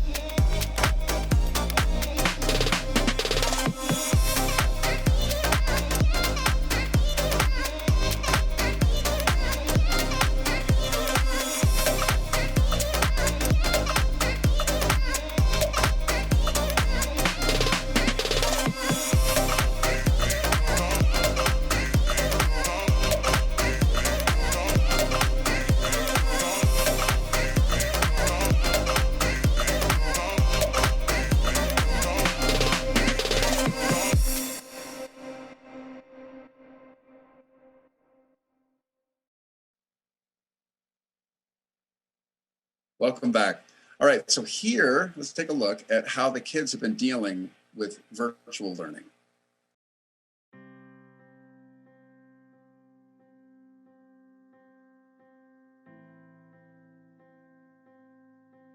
She glitches in the computer, or she can't glitch out in the classroom.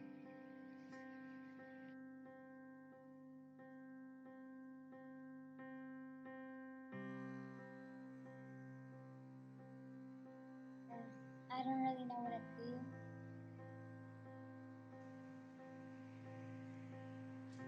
And it makes a really creaky noise, and it does not sound nice.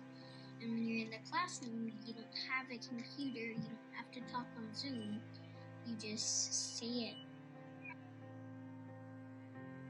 Before COVID, we could go out to recess and play tetherball, able to talk to our friends without being 6 feet away. And we were always be able to play on the playground, tetherball, basketball, or handball, but since COVID, we can't do that anymore. I miss the playground. Miss, sitting with them, talking with them, or doing activities with them. And it's just been hard to interact with them.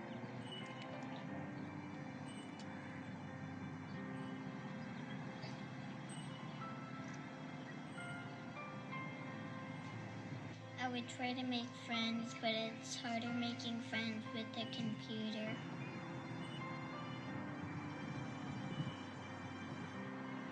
I miss about is like not being able to talk to friends, and like things I like about being in school is that you get to focus more because the teacher's looking at you. She can help you now without having trouble. She doesn't glitch anymore. At home virtually, I felt like it wasn't normal being at home because we just didn't we didn't learn at home. I think it would be better if we learned at school. So like you said, the kids show up and say, wow, that's what you look like. I love to be able to see you. Monica, when you watched that, what impacted you the most from watching that video? It honestly was a little emotional when hearing one of our students say how hard it was to make friends. And it's true, like they don't get to socialize the same way that they used to. And especially that girl, since I know her and I see her, and it's sad because I've also heard another student in that same class who has told me the same thing. And I ask her, what's, like, oh, who do you hang out with? And she goes, no one. And I'm like, what? It's, like you're here, and it's not the same for them anymore. So it's just hard. Karen, how about you when you watch that video? What do you feel? What's your thoughts? I was actually very surprised from what the kids said. I'm just so used to telling them, it's time for Zoom, it's time for playground. It's just like a very structured, scheduled day. And we have conversations, but never a conversation like that with like how they actually feel with this whole COVID thing. So it was surprising. It was very surprising. Like Monica said, emotional. What do you do? So Karen, staying with you, what do you do with kids that might need more help with homework or with help with activities? We do try to help the kids with their homework. On Zoom, some of them struggle more than the others. With activities, some of them just want to be on their computer all day, and it's very challenging to find an activity that will motivate them to get off the screen. Yeah, I feel that. Monica, same question. What do you do with kids who might need more help with homework or activities? Yeah, so we've had that struggle where just students are not like performing at their grade level. So their homework is of a third grader, but they're still as of like a second grader or first grader. So just having to stay by them one by one and try to explain exactly, in the most, terms. I'm not a teacher, so, but I will help them. But when they don't understand everything, before, if a kid is struggling, it's like they have their homework page, they'll ask 2 questions or they'll be struggling a little bit. And then we'll just see students now that they don't understand anything or they can't even read when they're supposed to be knowing how to read. Just little details like that. Well, like Karen had said earlier, you guys are wearing multiple hats, many hats you never had to wear before. So, all right, the pandemic obviously is taking its toll on kids, on everyone. Karen, do you feel as if the kids will remember what it's like to attend Zoom? Oh, definitely. There's so many things they are able to get away with on Zoom. I know they're gonna say like these stories once they're older. Oh yes, I remember I was on Zoom and my teacher caught me playing a game, or my teacher was on Zoom and my mom was yelling in the background. Yeah. Right, So right. it's a very memorable thing because they can remember it. And Monica, same. So do you feel like when you kids get, because we're going to just assume everything's going to get much, much better in the fall.